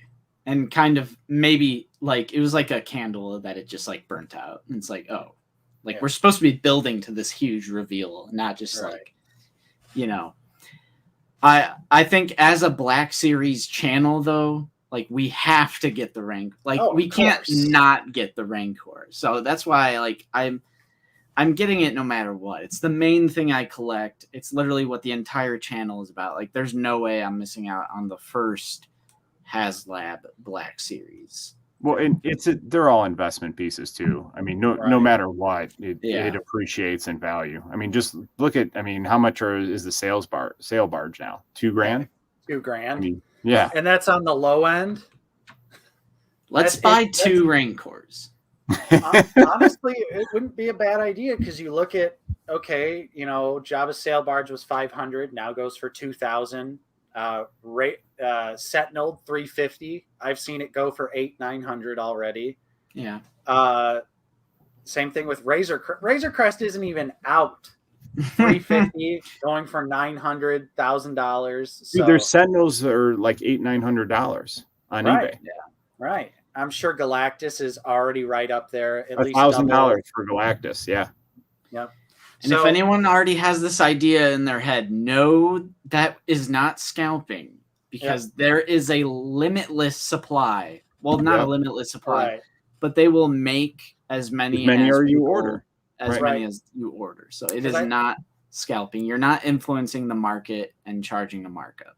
Because I know some people said like you can only order like 5 Galacti at once, but it's like you could probably order 5. It's per And, you know, transaction. And then Right. order another 5. Yeah. Right. It's just per transaction. So it's really one of those things where like you're absolutely right. It's not scalping. And I've honestly even thought about getting 2. So I'm like, damn, you know, you could double your money right away. You could instantly pay for both Rancors from selling 1 Rancor. Right. If Exactly. you bought 2. Right. So it's like one of those things, but at the same time, like, of course, that's a huge upfront cost. It'll easily be like at least $600, I'd imagine, right up front. Right. So yeah, I can't blame anyone if they have the money to put up to buy multiples. Do it. Because clearly it's an investment. It's an because I have seen some comments being like, "Oh, people are already like, no, like that's not actually scalping." You had a shot to buy it. I mean, you're not going to the shelf and taking all the Rancors. Like you're not influencing the inventory or the market at all. But you're here's not my going to the question. store and buying all the Rancors. Who are the people that could have bought the Rancor, or who are the people that could have bought the Sentinel, or not the Sentinel, Galactus 3 weeks ago that are now willing to pay $1,000 on eBay? Right. Like, how do you how? I don't get it. Yeah, and That it's also sold doesn't make listings sense. too, which is like blows my mind. It's not even just like people posting whatever price they want. It's sold listings. No, they're selling. Yeah. Yeah. So Like you could have just bought this 3 weeks ago. Like right. It's what like you where doing? were you? And where are you now that 3 weeks later you have double the money Right. to spend and on it's not like you have a day to buy it and decide. I mean, that stuff's up for 6 weeks. Right. You know what I mean? So there's plenty of time. It's up for a long time. So yeah, I mean, you know, it's going to be interesting to see it. I can't wait to actually like see, you know, something, a picture of it. Or maybe some stretch goals. Ula. Yeah, I hope they don't do what they did last time. Announce the stretch goals up front. Let us know what they are ahead of time. Yeah. Yeah. Yeah, I definitely. didn't like being secretive with the Galactus. Right, because I think that's why Galactus chugged along for so long. Was they were like, they didn't show anything, and then once they showed everything, of course, we saw Galactus skyrocket to like 24,000 backers. I think the last like 2 days. I think it ended up at like 32,000 total. Jesus, yeah, that's insane, and pretty much. Well, also it was getting near the end of the campaign, but they also finally started showing, oh, you're going to get this Nova, you're going to get Silver Surfer, you're going to get that other character. But that's why all those subscribers happened in the last 4 days, because they started showing the releases. Yeah, 100%. Right. Yeah. So with Rancor, like that's what's interesting. It's just like, if it's just a Rancor, it better not be more than like 150. You know what I mean? But like, what else is it going to be? Is it going to be extra figures? Are you going to have the whole Rancor pit? Are you going to include is it going to be 2 stories and you can have Jabba's floor on top of it with a Jabba there? You know what I mean? Like, so there's you could have this be $150 to $400 just depending on what you include and how big it ends up being for the whole set. Right. Yeah, I definitely think it's going to be like the Rancor, and then it's going to be like extra figures, like Rancor Keeper, Ula. Yep. Maybe, you know, wishful thinking, get that Salacious Crumb Black Series figure back out there. Right. But yeah, I know it's really hard to like. I just don't see them committing to like the full diorama display. Right. Yeah, I can't see that happening either. What's up, TK? Hey, TK. Also, Vader, don't you have the USC gunship, Vader? Come on now, Vader. Come on. Yeah. You got something to sell, Vader. You got something to sell. Coming from a Lego collector saying I ain't rich. I don't know, Vader. Wow, we have a last minute member. JP the Death Trooper became a YouTube member. So Thank you, now JP. you are a shiny in the Out of the Basement army. And how do I go to the video? Play that video. You both really stepped up in the heat of battle. Both of you showed valor out there. Real courage. You're both officially being made ARC troopers. Thank you, JP. That's great. Yeah. Oh, he doesn't have it yet. Yet, he says. So you're gonna get it. Yet. Yeah. Yeah. All right, guys. I'm getting hungry. I'm getting hungry. And of course, here comes we're in the money. We're in the money. Thank you, Ray M. Coming in with a $10 super chat. The more people buying the Rancor to resell, the better chance it gets funded and produced, so it actually helps cause. I wonder how many. So I can't remember what the Sentinel did, but Galactus was like 32,000. I think the Sentinel was like 15 to 20. So I wonder how many of the Galactus sold or bought, sold, were actually are going to be purchased solely to be resold. I would suspect that as time goes on, we're going to see a lot more of that. Well, did you see that one? I think a lot of people are catching on to the fact that these are like serious investment pieces. Not I bought a $20 figure and then a year later I sold it for $40. It's I bought this thing and I can already sell it for double, sometimes almost triple price right out of the gate. Yeah. So, did you see that one guy who had like 30 Sentinels? Yeah, and his like entire kitchen was just Sentinel boxes. Well, that's what I'm saying. How do you send him 30 and you can't send me one? Right.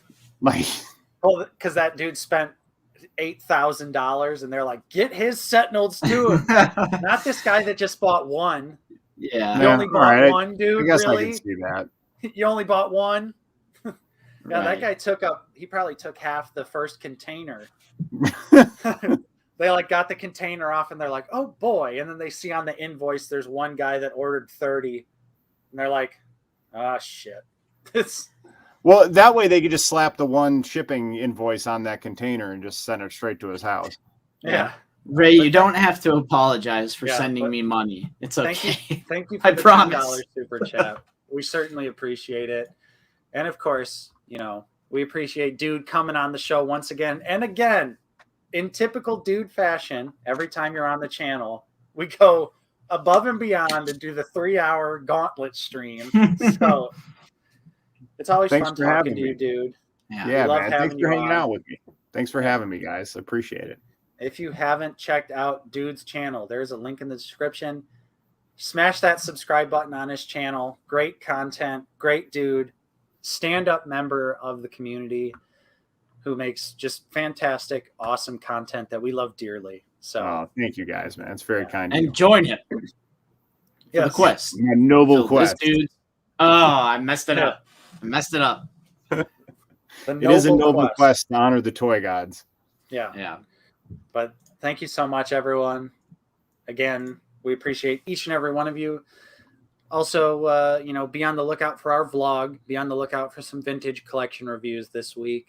Consider becoming a channel member for only 99 cents a month. It's super cheap. You get some cool emojis. You get a nice name badge on our channel there. So thank you, Sir Halagad. We appreciate you. And right here at the end, we've got Chen Razi with a $13.99 Canadian super chat. So thank you once again. We certainly appreciate it right at the end there. Chen. So great stream as usual. Guys, we love you guys. We'll see you next week. Same time, same place, right here, 1 p.m. Central. And thank you. Of course, I'm Nate, joined with Justin. See you guys later. And Dude. And we will see you all next time on Out of the Basement. So, and I'm ending it with this. I smell profit. Nice, juicy, fat, warm profits.